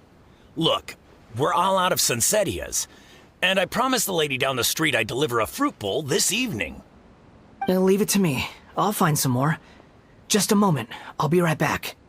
Stop. I'm gonna level with you, kiddo. I've never met a worker who said they didn't want a wage before. And at first, I got greedy. Couldn't believe my luck. But I figured you'd start asking for something in return eventually. You don't want money. You don't take days off. And in your free time, all I see you do is wander around, taking in the sights. Are you a drifter or something? Be right back. Hey, what do we do now? Okay, stay out of sight. Don't let him see you.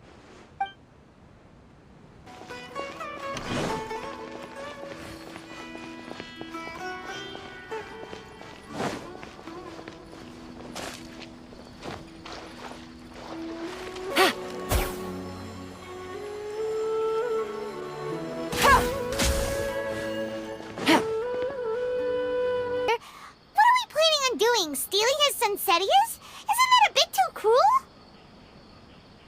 Oh, all right. This should be enough. I'm back.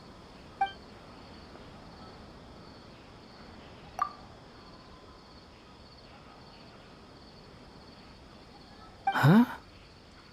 You two over there. Is there something I can help you with? Have we met before?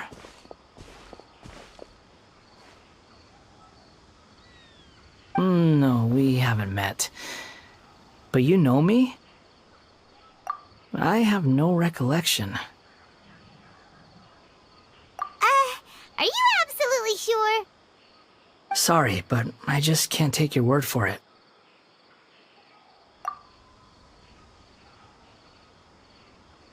A puppet? What makes you think that? That is not something I share with a lot of people. Look, I'm just a wanderer. But seeing as you've gone through all this trouble to track me down, I'm sure whatever it is must be important. Okay, but please let me deliver these goods to my boss first. Are you really working for that guy? He said you don't want any more for it. Is that true? Yes, I ran into him out in the wilderness during a storm, and he let me take shelter in his cart. In return, I said I'd be his helper for a while. That's oddly nice of you. Let me take these back.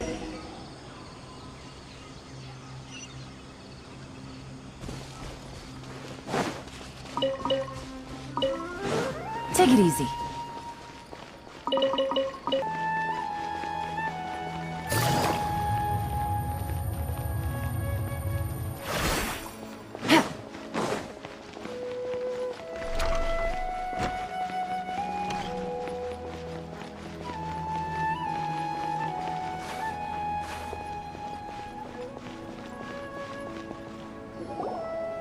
Here you go, boss. I'll leave them right here. Oh, you really went and picked some more.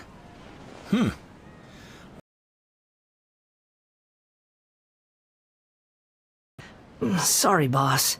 I'm afraid I'll be away from the stall for a while. I was just about to pay you anyway. Go wherever you want, kid. Even then, I don't understand why you're so adamant that you don't want any pay for it. But look, it was pouring down, and there you were, sauntering along without a care in the world, like you had nowhere to be and didn't even care that it was raining. Imagine you were me for a second. It's a little weird, right? Why is this guy traveling during a rainstorm if he's not trying to get somewhere?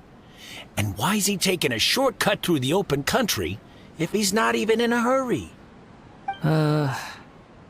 But anyway, taking you in didn't put me out even slightly. You don't owe me a thing for it. Certainly not all this. Your time is valuable. You know, you should go live your life. But I don't...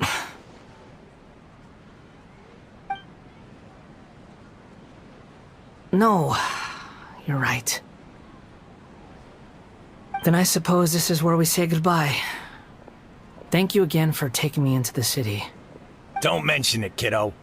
I've run into all kinds of characters over the years. I just hope you find your path. Thank you. All right, done. Thanks for waiting for me. We can go now.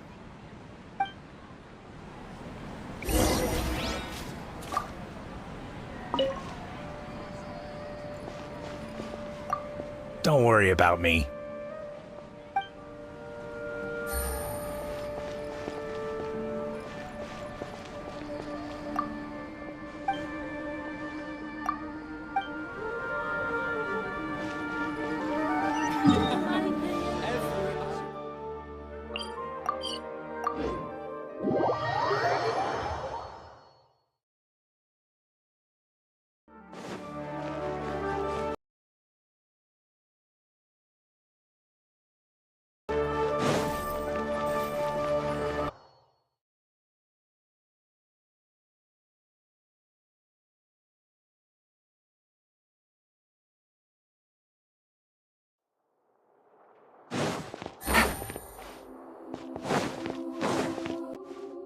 Huh?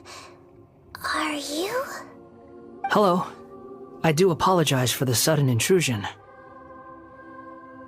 We found this guy in the street, but he doesn't seem to remember anything. So, yeah, quite an eventful walk.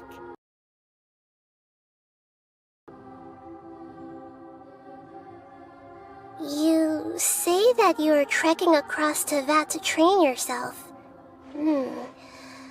Many other Inazumans who describe the word to yourself as a wanderer. Well, it seems more relevant in my case. To me, it sounds like a plant with no roots.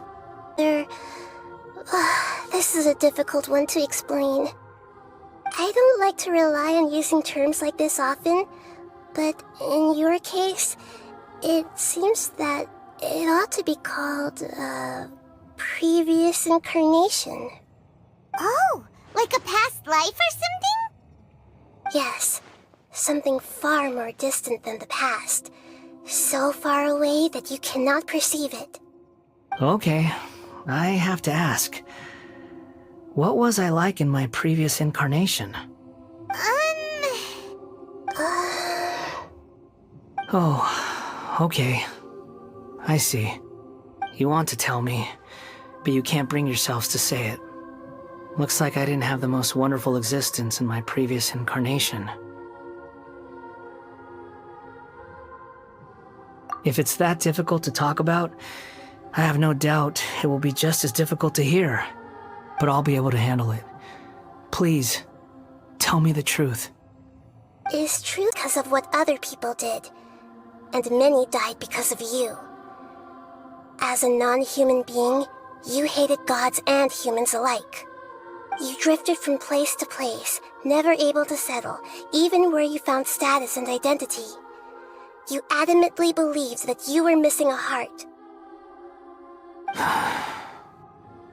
Actions rooted in persistence sometimes bear bitter fruit. Sometimes, you have to let parts of yourself go, or you'll never be happy.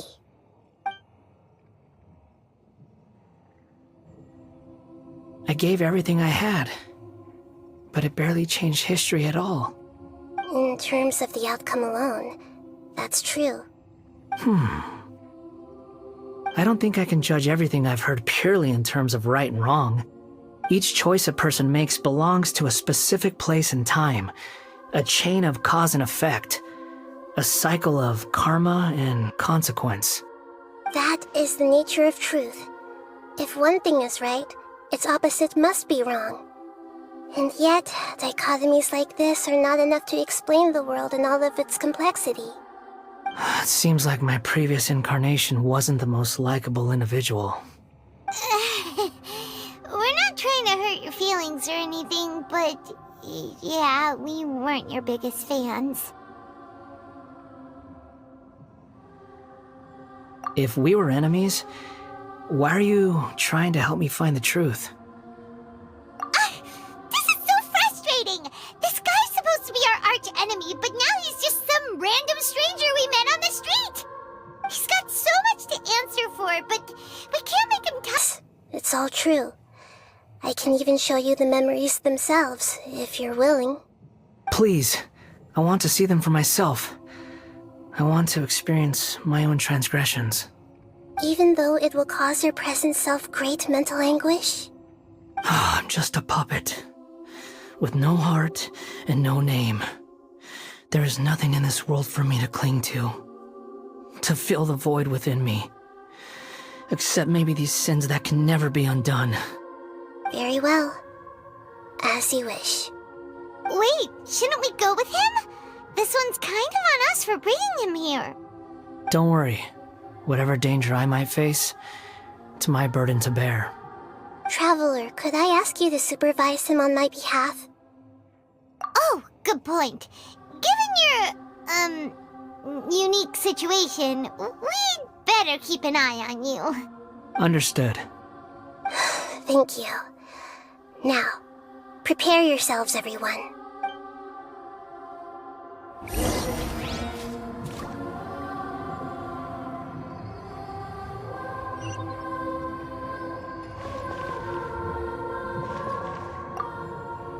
No matter what lies ahead, I'll face it. Whatever it takes. I'm just sorry that you have to join me for the whole thing.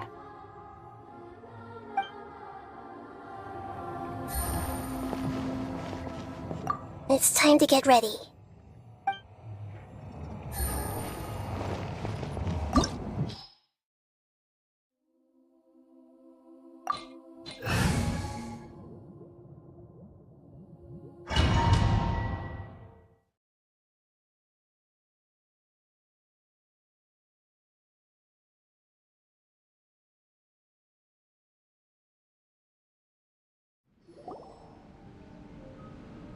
This looks like Inazuma. Right, these memories will show you the raw truth, but be aware that enemies may react just like in the real world. Please be careful. Sounds like an immersive experience. It's a good thing we came along. You don't need to do this for me. All right. Thanks. Wanderer, this is the Shake Pavilion. In your Balladeer incarnation, this is where the Electro Archon placed you after your creation. You had a great many memories here. Is that because this is kind of like his birthplace? You could say that, in a sense. You'll see why shortly. I hear footsteps. This place is huge. I can't believe the landslide didn't fill it in. I wonder who built it. The Crystal Marrow Miners? No, there's no way. Look at this exquisite construction work, and so well preserved, too. No mining crew would be capable of this. There's someone passed out on the ground. Who are you? You're awake. What happened? How'd you get stuck here? Are you injured? Huh. Not a scratch. And these fine clothes. Who are you? This man is Katsuragi, deputy to Torichio's adopted son, Mikoshi Nagamasa. He found the balladeer in Shake Pavilion and took him back to Tatarasuna. And the rest is history. Well, it used to be. In the original version of events, Katsuragi was ultimately killed by Nagamasa. Let me get you out of here. Our people are nearby. Hang in there. During the Tatarasuna incident, Niwa was murdered by the doctor disguised as a mechanic. The balladeer, then known as the Kabukimono, disappeared not long after. As the second in command at Tatarasuna, responsibility for what had happened fell to Mikoshi Nagamasa. But Katsuragi had sworn lifelong loyalty to Nagamasa after the latter had once saved his life. At Katsuragi's insistence, Nagamasa killed him to put an end to the Tatarasuna incident. Katsuragi seems like he was a good guy. He looks like a warrior, but he has a kind face. Why couldn't he live a long and happy life?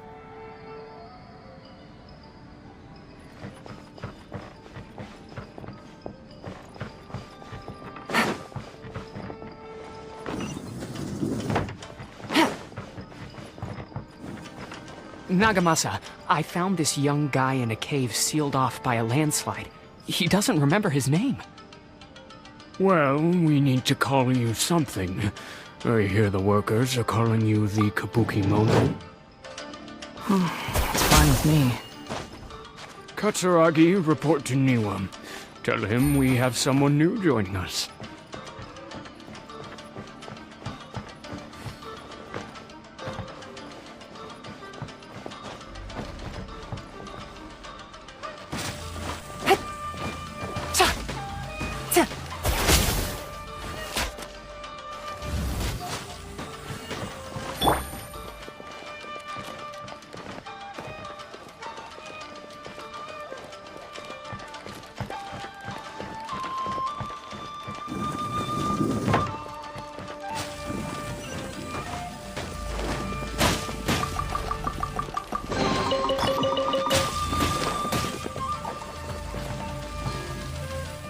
Faster? Okay, faster.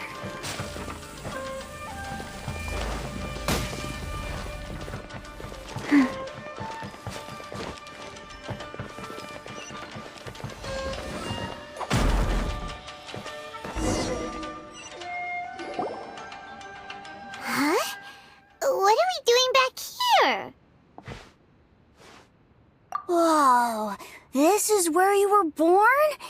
It's pretty, but there's nobody here. I was abandoned, like you. I lived here for a while at first, but there's nothing for us here. We can't stay. Okay. I heard my mom and dad used to make swords, but the factory manager died, and then my dad got sick. He kept coughing all the time, just like me. Then Mom started coughing too. But you can't. You promised me. Yup, we're family now. We're gonna be together forever and ever. This child didn't have a name. Or rather, the balladeer didn't know what to call him. His father died before he could name him. After his mother died, the child stayed in their straw hut alone. Some of the neighbors helped to raise him. After leaving Tatarasuna, the balladeer ran into this child who didn't have a name, just like him. They made a promise to live together. What happened to the child then? He died from his illness while he was still very young. The balladeer came home one day and found that he had stopped breathing. Hey! What's wrong? Say something! You promised me we could be family! You're no different from Niwa and all the others. You betrayed me too.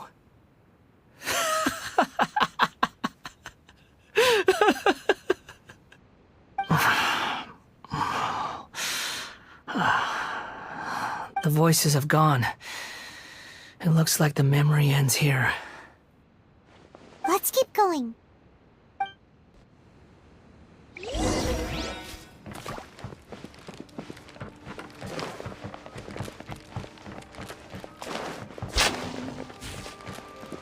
Faster? Okay, faster.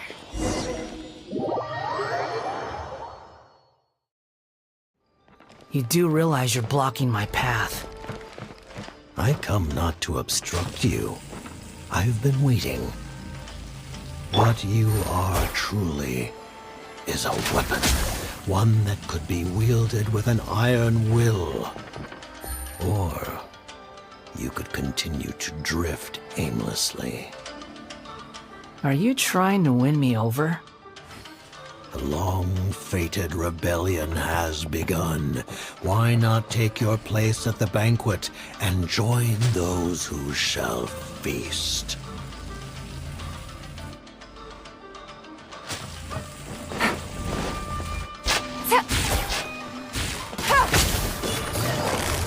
Another Busted. Right now, emerge.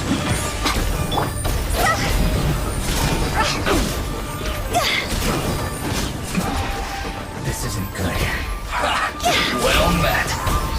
No excuse for slacking. Real joy. Right here, emerge. Right here. Nothing lasts forever. It isn't time for greatness. Like That's my duty. At an end.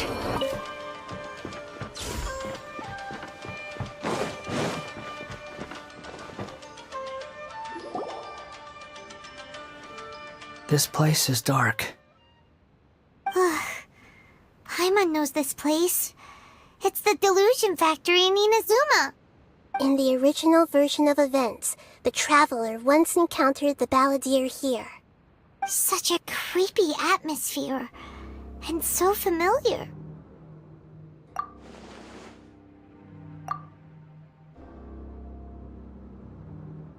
Hey! Look over there! Well, well, my fair lady. Is this rundown factory and these incompetent fools all for me? Wow. You shouldn't have.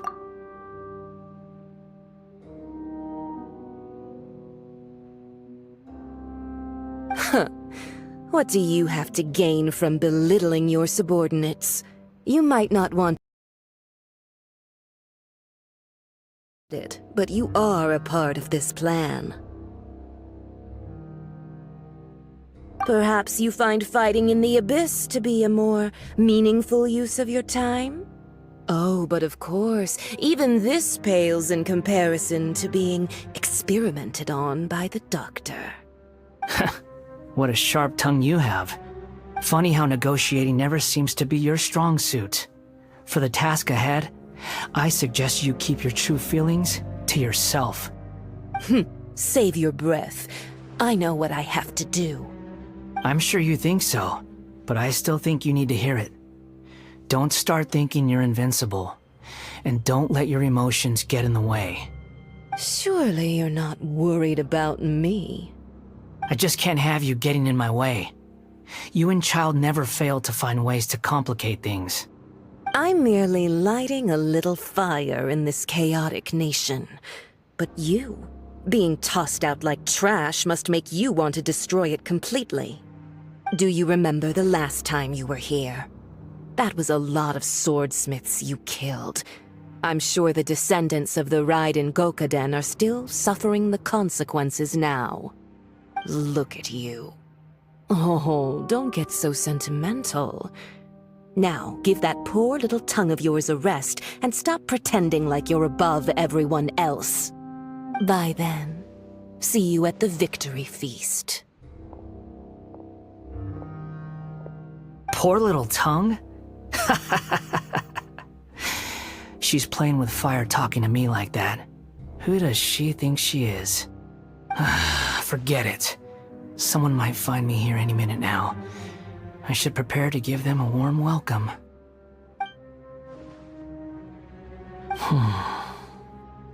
The plot does not end here. There is more of this story to come. Wanderer, are you able to continue? Yes. please don't worry about me. Why are you staring at me in silence? Can't you think of a nicer way to express yourself? I'm under no obligation to be nice to you. Besides, I thought nothing mattered to you except results and your own interests. Isn't that right, witch? Muddle-headed puppet. You're only number 6 because you can take more abuse than other humans. Do you really count that as an asset? You're about as much fun to be around as a raging inferno. But before we murder each other, it'd be best if we finish our duties.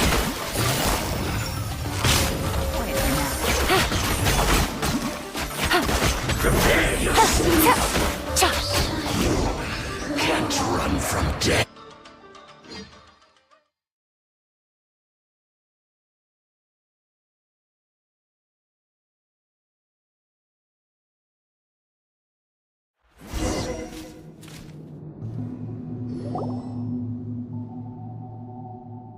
Looks like we've arrived in Sumeru.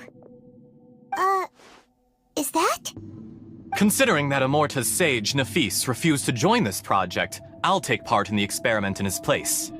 Welcome. I look forward to a fruitful collaboration. When do we start? You seem impatient. You should know that becoming a god is far from a trivial affair. The biological transformation is a lengthy process. As such, I too would recommend that we commence as soon as possible. In the event that a successful connection is established, his body will become permanently bound to the machine, and he will be unable to move independently of it. Nothing worse than what I've been through before then, Doctor. You were the most resilient test subject I ever came across. Thanks to you, I was able to garner a great deal of information. Alas, after that, you were under orders to remain in the abyss. We barely saw each other, and it became difficult to further refine the knowledge I had gained. That was gracefully worded. Ever wonder what they think if they knew that nothing matters to you, apart from your crazy experiments? I suggest you speak to me in a more respectful tone, Scaramouche. The mere fact of your utility does not make you indestructible. The doctor again? That was uncomfortable to watch. That person gives off a very sinister energy.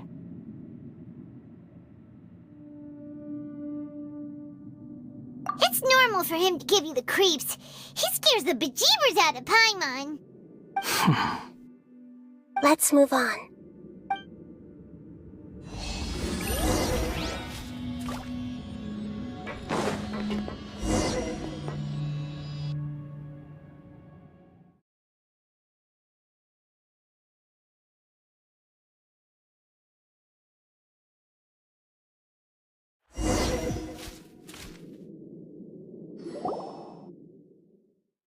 You're a god.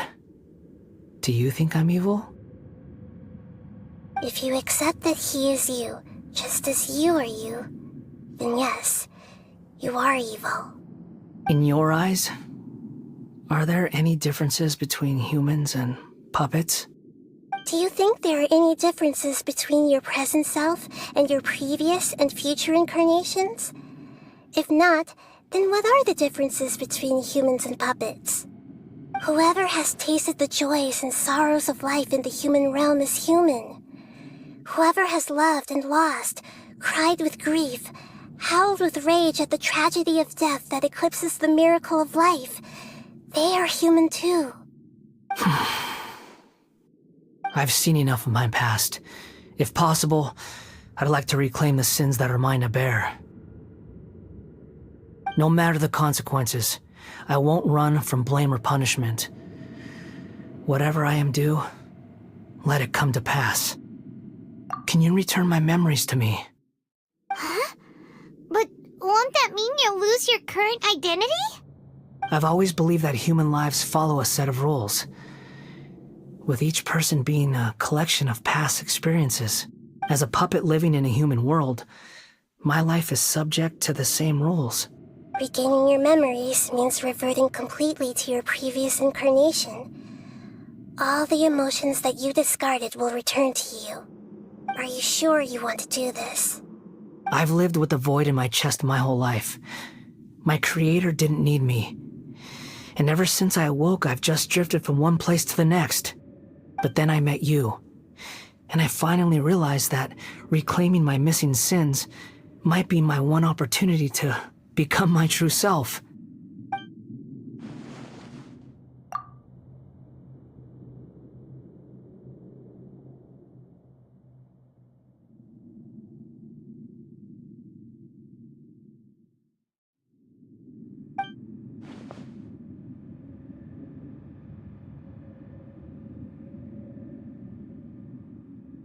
I've always felt I have an innate tendency to yearn for something more, in a way that goes deeper than for most people.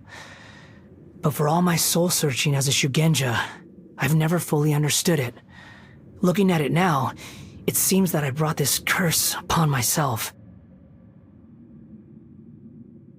So I beg you, grant me this opportunity to gain a purpose, to change my destiny, and end my wandering. Very well. Since your mind is made up, I will return to you that which is yours.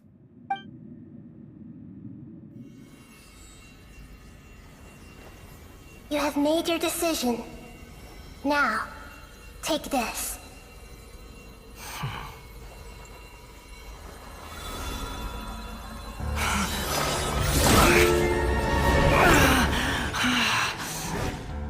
Set him free. A puppet? What's he doing here?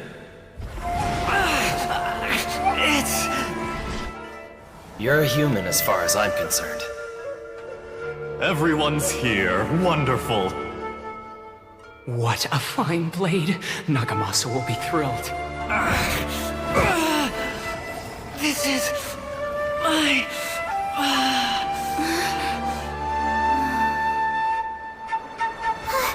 Is he alright?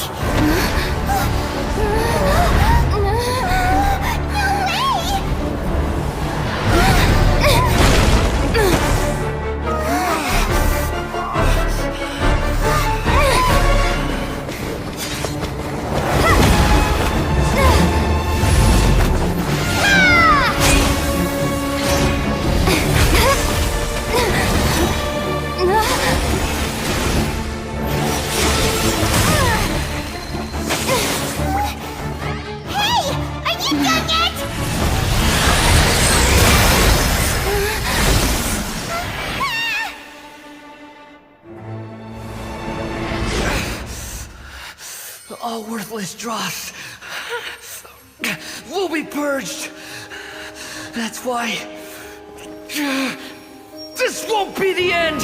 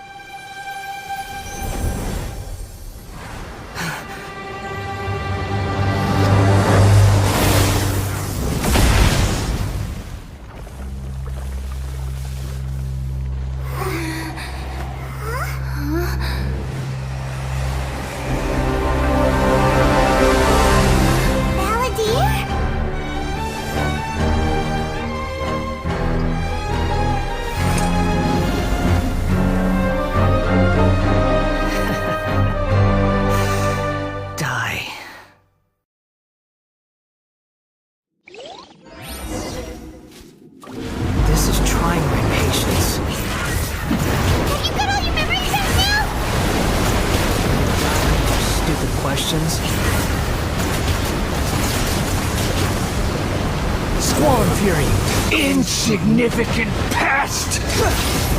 Search for it. Too slow.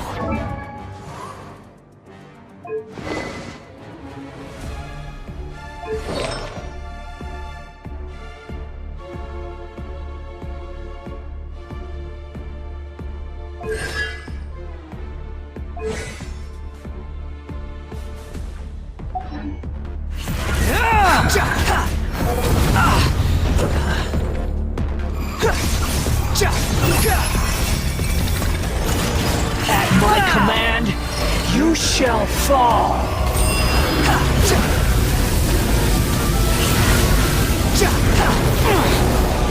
Behold! Insignificant past! The wind rises.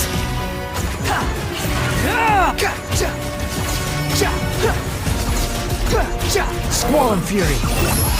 My endless cycle begins!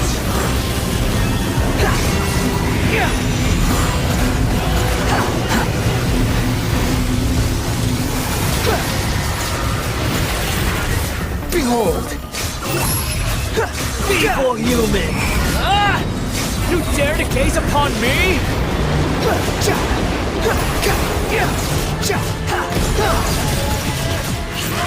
The wind rises. Insignificant past!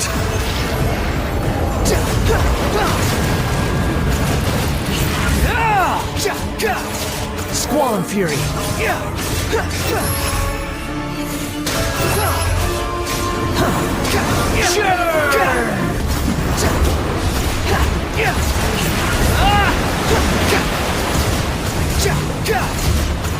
Behold!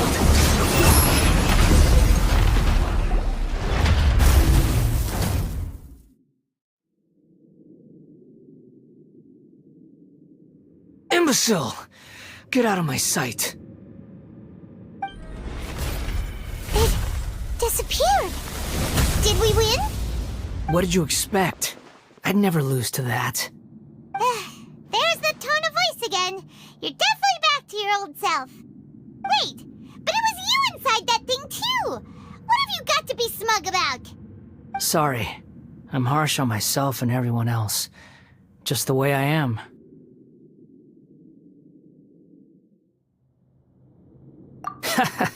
You sound like you're concerned about me. But don't worry. Thanks to you, even if I didn't change a thing, at least I now know the truth. The memory recovery seems to have been a success. This dream has served its purpose. Come on. Let's continue this outside.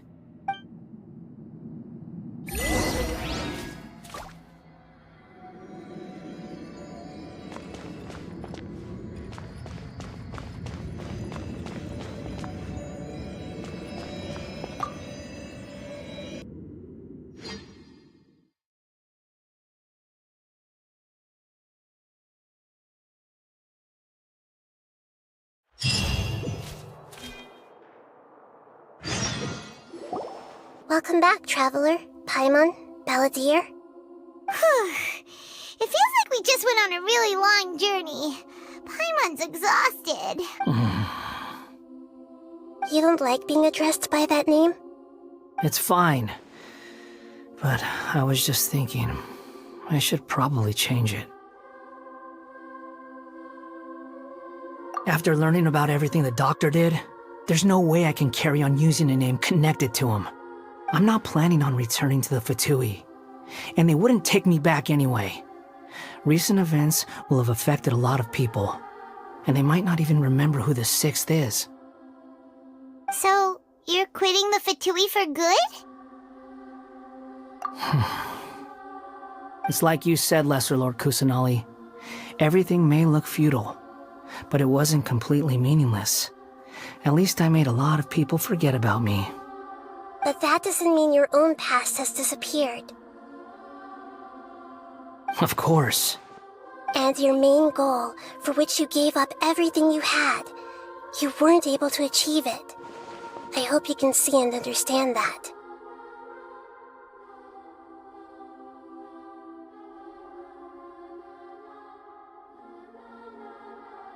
Changing the world, changing the past, changing the fates of other people, these are not simple things to accomplish. What you are looking for is complete annihilation. But this is just a fantasy. Even if the Balladeer is removed from existence, the world will not heed your will. Indeed. How ridiculous. Do you regret doing all that when you've gotten so little in return? Even if I'm completely worthless, there's nothing in the world worth regretting. Lesser Lord Kusanali, you purposely left that information in Irminsul, didn't you? Yes, and I took pains to make sure that you'd acquire that information naturally. Why would you go to such lengths? You trying to win me over too? In all honesty, your past experiences have made you a useful asset to Sumeru and to me. Winning you over was indeed a part of my plan. But before that, I wanted to tell you the truth about your past. If all I wanted to do was use you, then I'd be no different from the doctor. Very clever. I guess you could say that's one of my virtues. Utility to others is what gives me worth. So if embracing my sins is what it takes to make me useful again, so be it.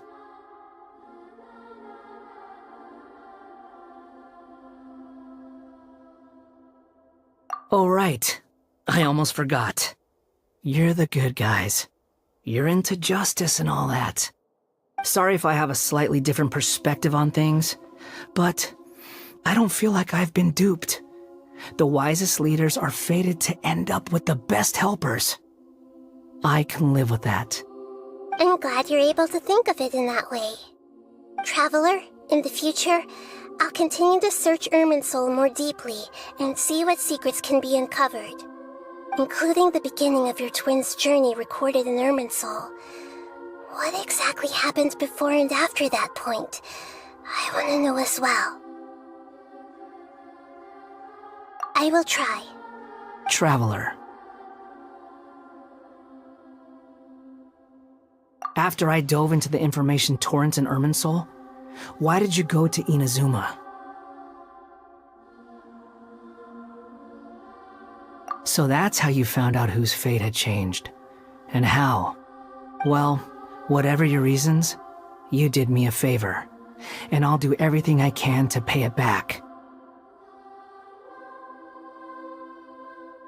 Borrowing and returning are the only real relationships between individuals. I'll balance the books one day. Don't you worry. That's not true.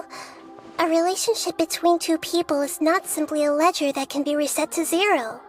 I think deep down you realize this. People who show up in your life don't just evaporate like water drops and leave nothing behind. There is no such thing as balancing the books. Some things in this world can never be brought back, and they can never be changed, which is why there is emotion in the human world. Everything that you feel is real and lasting, and whatever is missing in you will not be made whole. To be human is to live with imperfections. You can choose whether or not you want to be human. But humans can't live without a heart, can they? Anyway, I gave up trying to become a human a long time ago. You understand what pain is perfectly well, even without a heart. You're just bearing your feelings. The past is set in stone, but you can keep moving on. And the longer your future lasts, the shorter your past will become, until one day, it is but a tiny fraction of your life. Sounds like you've got a future planned out for me.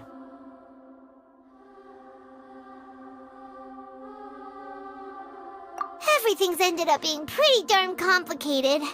Paimon doesn't even know where to start, but the most important thing now is that you need to follow Nahida. Otherwise, all our efforts will have been for nothing.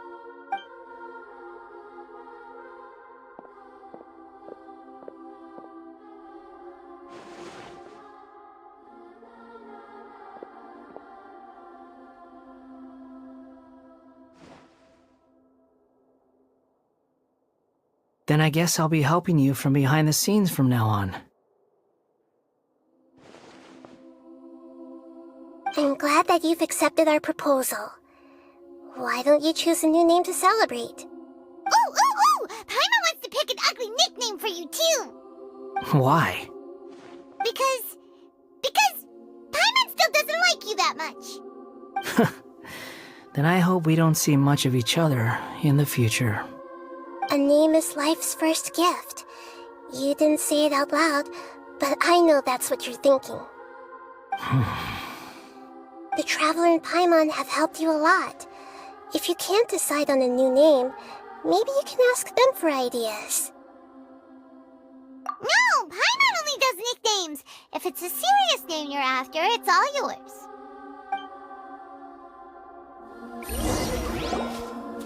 Have you got anything?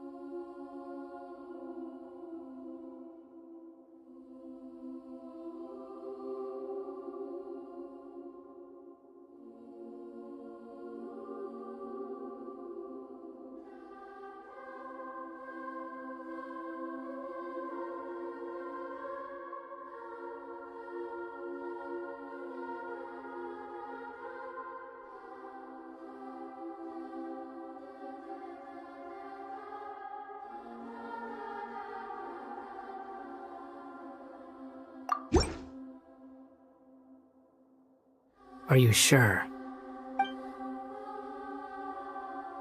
Oh, alright. If you say so. There! Now you have a name of your own. What about a nickname? Are you done yet? Still thinking. Stop rushing me! Take your time. I don't need to see you again until you've thought of one.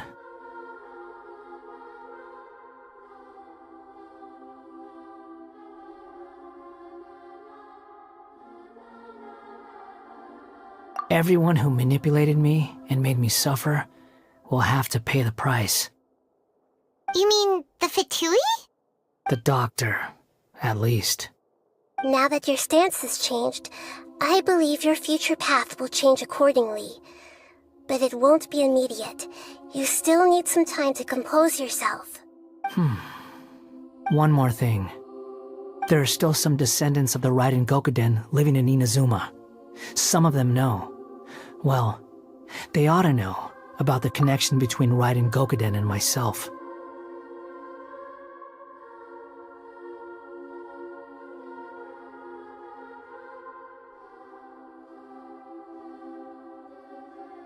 I don't plan to leave Sumeru for the time being. If you see them in Inazuma, please tell them that I was the one responsible for the Raiden Gokuden's downfall. Even though the events have been erased from the world, they still deserve to know the truth. I see. That is up to you. Huh? But if we do that, then... It's fine. Let them stab their blades into my chest if they so desire. Maybe that's how it always should have been. No nonsense. I like it. Alright, let's call it a day. Goodbye, wise deity. And you too. He's gone. What he went through today would have been like living an entire lifetime in an instant. He'll need some time to calm down. Yeah, true. But even so, after everything that's happened, he doesn't seem quite as fierce anymore. So we can finally go eat? Paimon is starving. Thank you both. I hope you will find somewhere nice to go and relax for a while.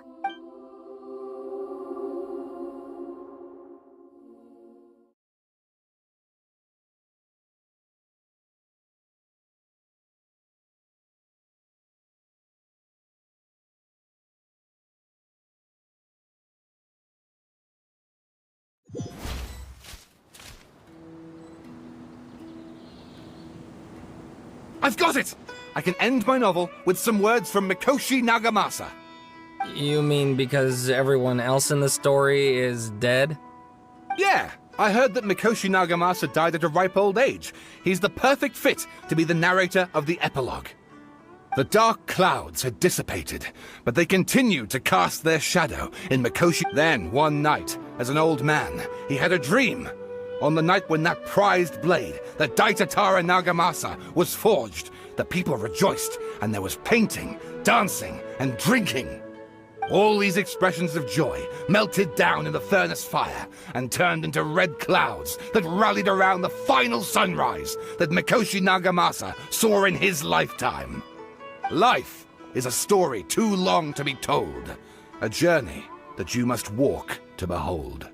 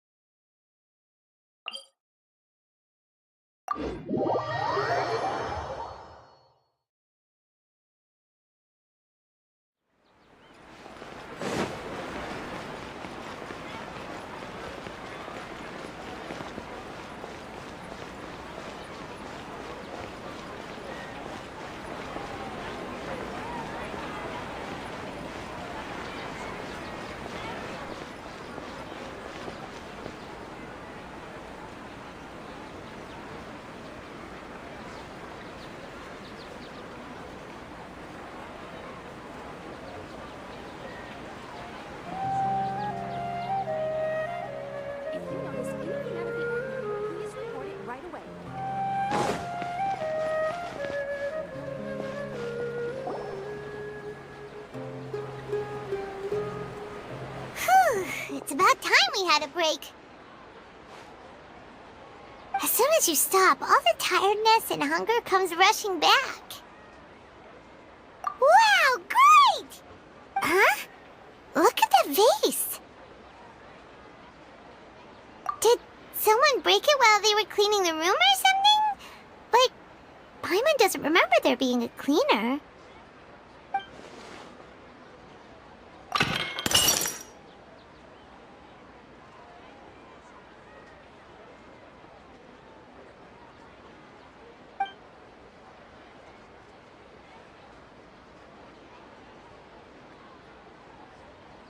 You sound lost and confused.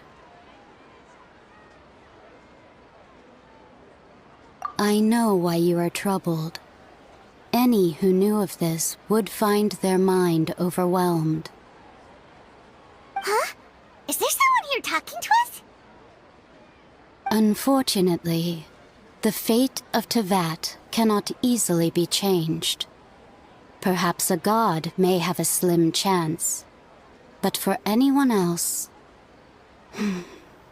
who can say? When a small animal runs into a tree trunk, though the tree may sway, it is not displaced. The same is true of fate.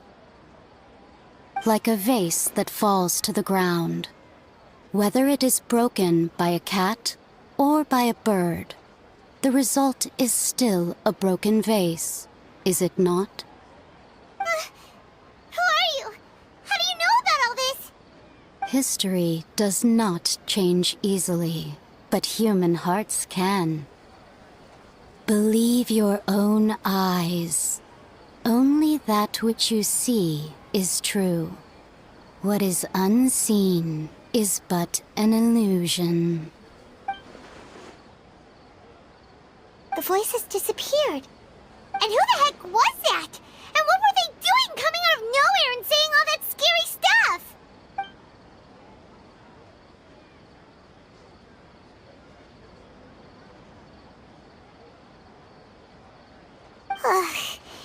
Anyway, that face is still lying there broken on the ground. Should Paimon go get someone to clean it up? It feels wrong just leaving it there. Just a moment, Paimon will be right back.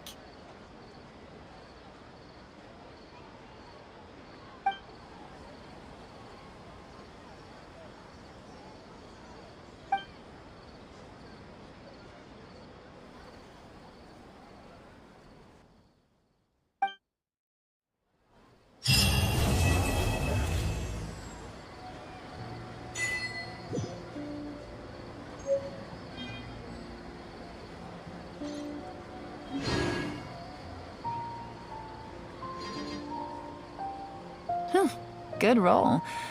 All right, maybe I'll take...